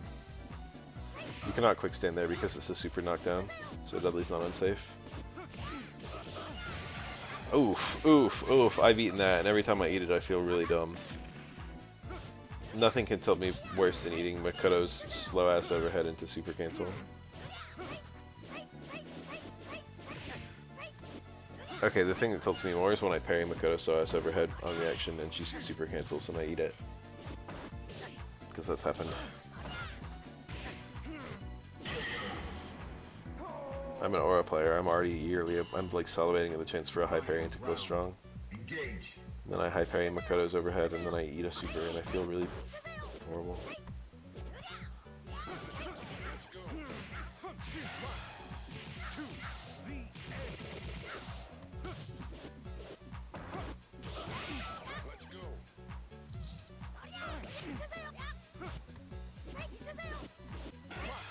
Looking good. Ah, maybe it just always falls out like that. Is that a punish?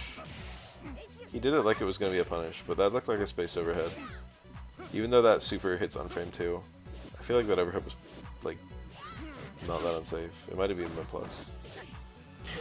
Yeah. Thought they went for some aggressive parries and just it didn't pan out. It's very ambitious to use parries like that. It often does work though. Are you ready? Go. But it often doesn't.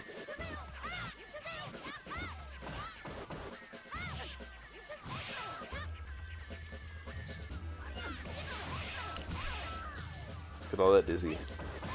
Oh. If it was command grab, she might have got cooked. And Makoto was thinking the same thing, which is why she did something to catch someone trying to get out of a command grab.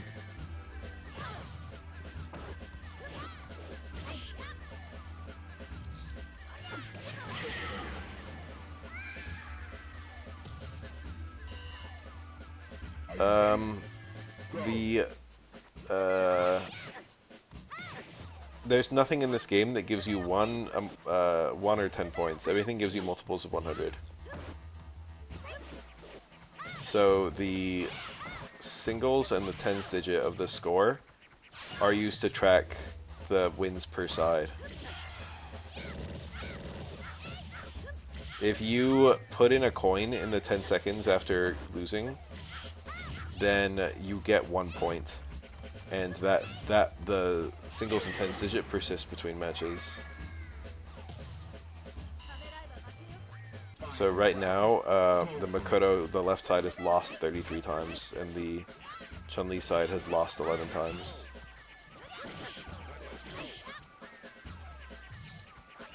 It's just a cute little thing they did to keep track of who's winning.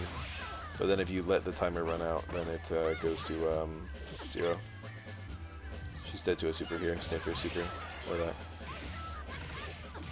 Oh, I think stand for a super does more damage, doesn't it? I'm actually not sure. Oh, command grab. This is a cherry tap, fun fact. She'll do her cherry tap animation. So yeah, Chun-Li will have 12. Or the Yang will have 12. There you go. See?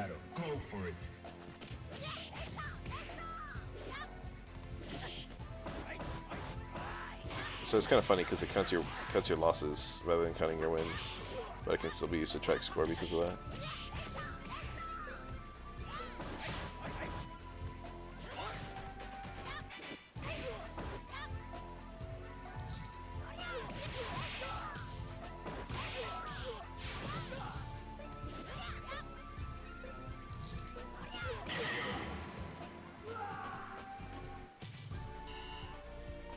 Fighters ready.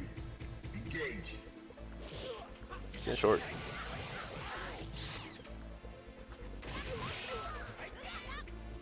Oof, this is pretty dire for Yang. Nice little reset.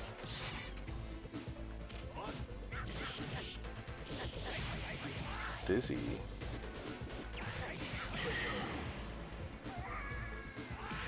He did low strong for his meter build. I think if you're point blank and the opponent's knocked over, you can do close strong, and it's a little faster. I don't know if he would have had time for an extra whiff. Kind of a fun thing though. Normally you can't do a close normal with it whiffs, but you can if the opponent's knocked over.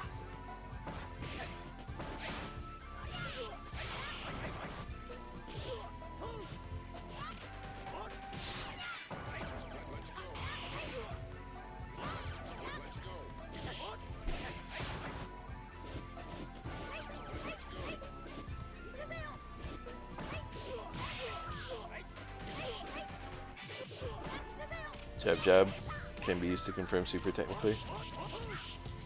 Makoto's wins on a touch right now. I guess Yang has a lot of win ops too. Oh, that's a super.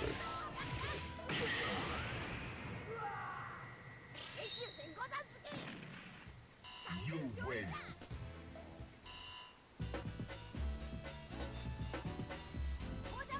Prepare to strike. Now.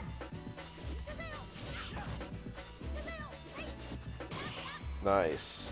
Dash in low parry, I do it too. No car I needed, she was midair. Quite high up too.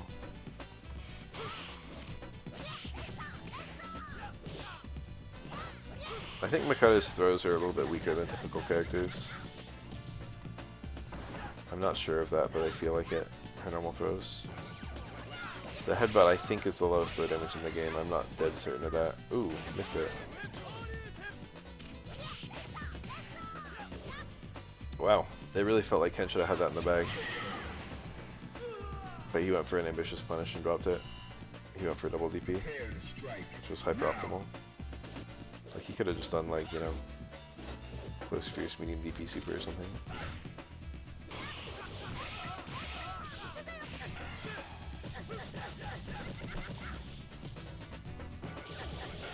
Nice confirm.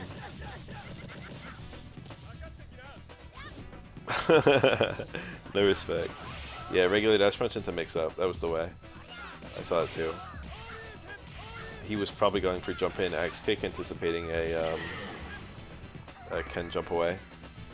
But unfortunately, Ken just, you know, mashed.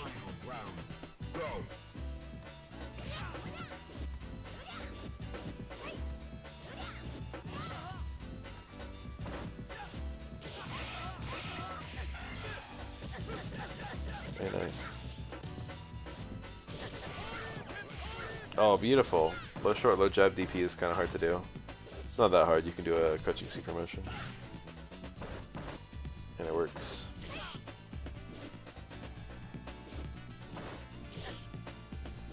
It's not free though.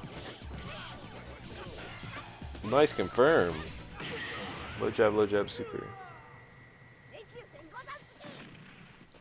You win. If this was Blaze Blue, that confirm would cut the damage of that super in half. Fighters ready. Engage.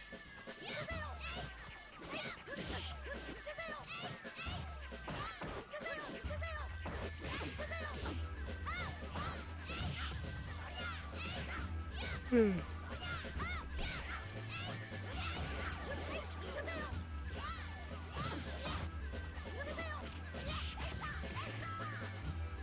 remember that game had aggressive scaling on its combos that started with a bunch of lights.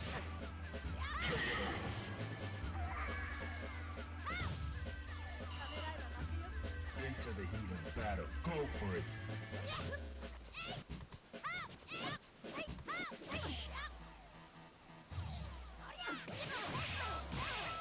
Beautiful. Oh, she's dead. The X-Dash Punch dizzies. And this should just kill. I thought it would kill meterless. She's alive. There's no time to taunt there. Look at us, taunt takes an hour. Cool. Final round. Go.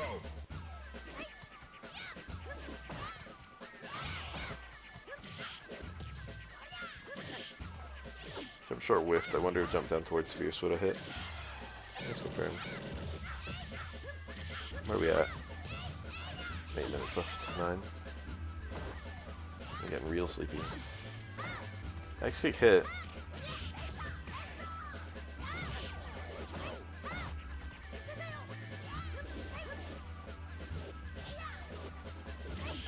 Oh, good shit. Early jump button. Kinda hard to combo out of, but Makoto Super 1 is fast as hell.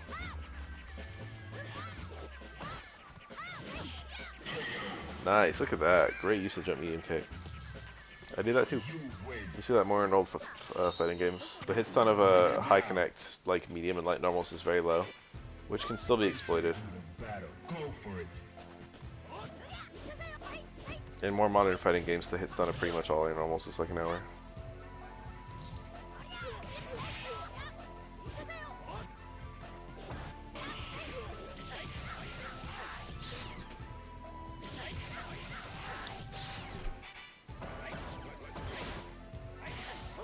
Oh, tried to sweep there? Is that what he wanted?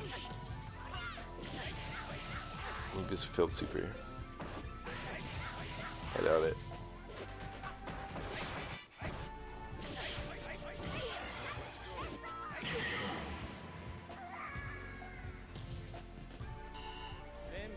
Are you ready? Go. I did quite a lot of damage to Yang so far, honestly. That's one jump hard kick.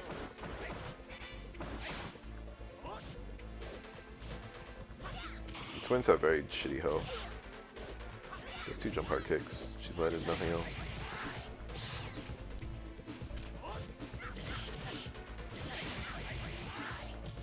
Ooh, this is really tricky. Command grab, yeah, Dizzy's here.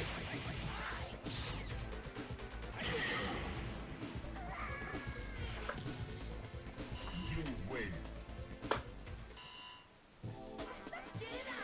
Prepare to strike. Now.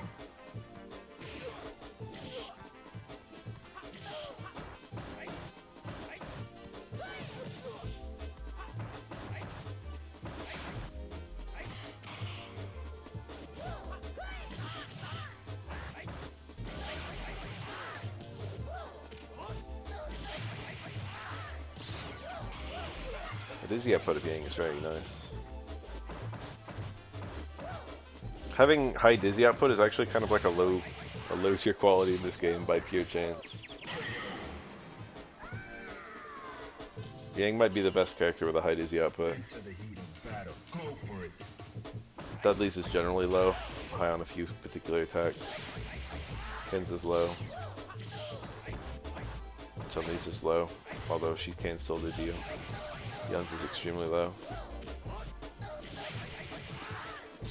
Ryu can dizzy you, of course. Dungeon Ryu anyway. The other ones can too, but Dungeon Ryu is the only one where it's, you know, likely. Your dizzy output is not horrible. Ready? It's not great.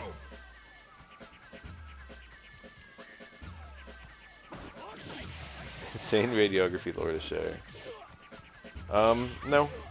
I can tell you a little story if you really want to hear one. I was in the ER recently. And there was a woman who had a name that I don't want to say because of HIPAA, but it was a zodiac sign, which kind of narrows it down quite a lot. But it probably wouldn't be your first guess. Let's say it's Aquarius, it was not. And then I casually was like, after the X-ray, I was like, so are you an Aquarius? And she laughed, and she's like, I'm a Scorpio.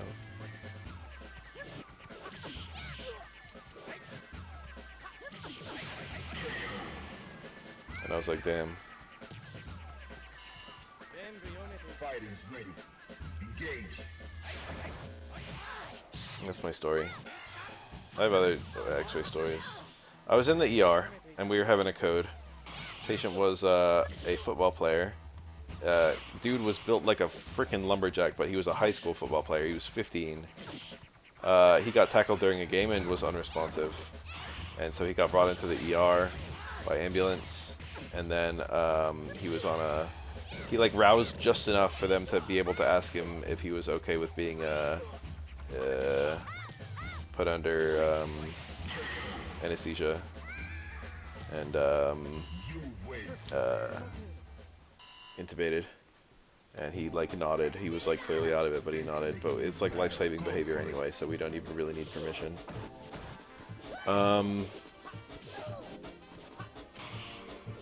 But yeah, he was like having a pretty bad time. They like he was like they couldn't stabilize him super well, and there were about 20 people in the room, and I was just outside the room holding my X-ray plate because I am a necessary part of this little process, but I had to wait my turn.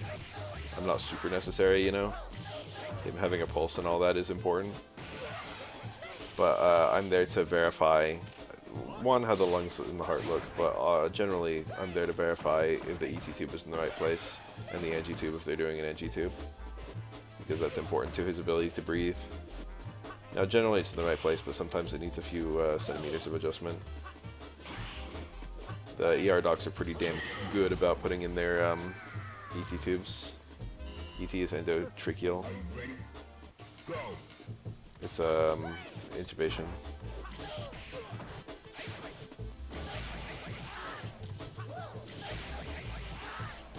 Anyway, I'm just patiently waiting there. Ooh, good freaking, he's ready for that? That's crazy.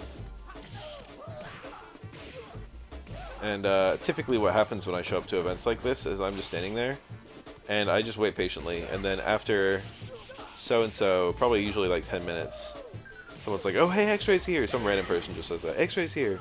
And even though I'm just standing there the whole time, like from the start, and a bunch of people see me and I know they can see me. Because the trick is, they say that once it's my turn to do something. And I don't know when my turn is, because I'm not like a, you know, it's not my business to know who's, Anyway, I sneak in with my plate, and I sneak it under the guy's back when that happens. And then I tell everyone to leave the room for a quick second while I shoot my X-ray. And then 30 people watch me shoot an X-ray, which is a little bit nerve-wracking. But sometimes it's not very good and I have to do another one. Very rare. But every now and then. It's like, let me try that again. I've never had to take more than one extra try. But I have had to take an extra try here and there. Probably like 90% of the time I get it in one, and 10% I get it in two.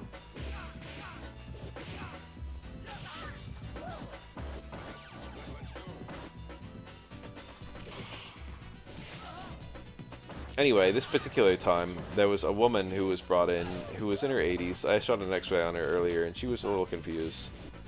And then she abruptly decided that she didn't want to be in the ER, and she started screaming as loud as she could in a very high-pitched wail for us to, like, we couldn't detain her, and like we had to let her go if she wanted to leave and stuff like that. And she was not alert and oriented times 4 or whatever. I don't know. She was not mentally sound. And so we were gonna keep her, you know. And so everyone was just kind of ignoring her, and everyone was also ignoring her because we were having a code right then. And originally she was yelling about like free me and all that, but eventually she just started yelling just to yell, and she wasn't even like saying words anymore. It was just like as loud as she could. And then anytime she fucking ran out of air, she took a big breath and then started again.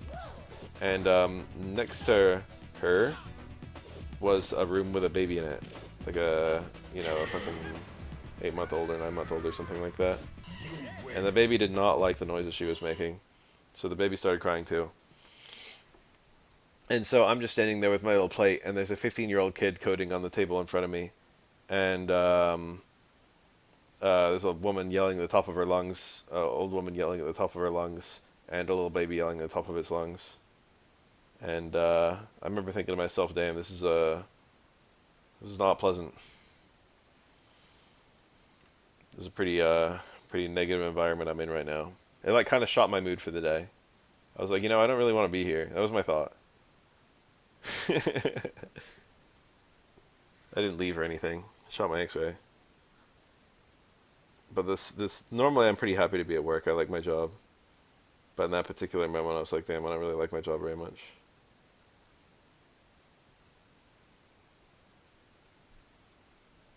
I've definitely become more cold to other people suffering since I got into X-ray, which I don't love.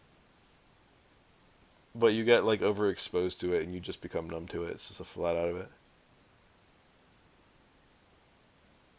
I would have been writhing as a new hire, or as a student, rather. I'd have been like, fuck, I hate this. I don't want to listen to this woman suffer or something like that. This baby, or I don't want to see this kid like writhing around on the table because they didn't give him enough because he's a freaking lumberjack. Huge build. Linebacker motherfucker. But, you know, now I can just listen to someone suffer and not feel anything, which is, pretty sad thing to say. But this particular time, every now and then I feel something. And this particular time I was like, wow, I do not like all the suffering that's happening around me. Anyway, my day got better later on, and I love my job. And I'm going to bed right now. Thanks for hanging around.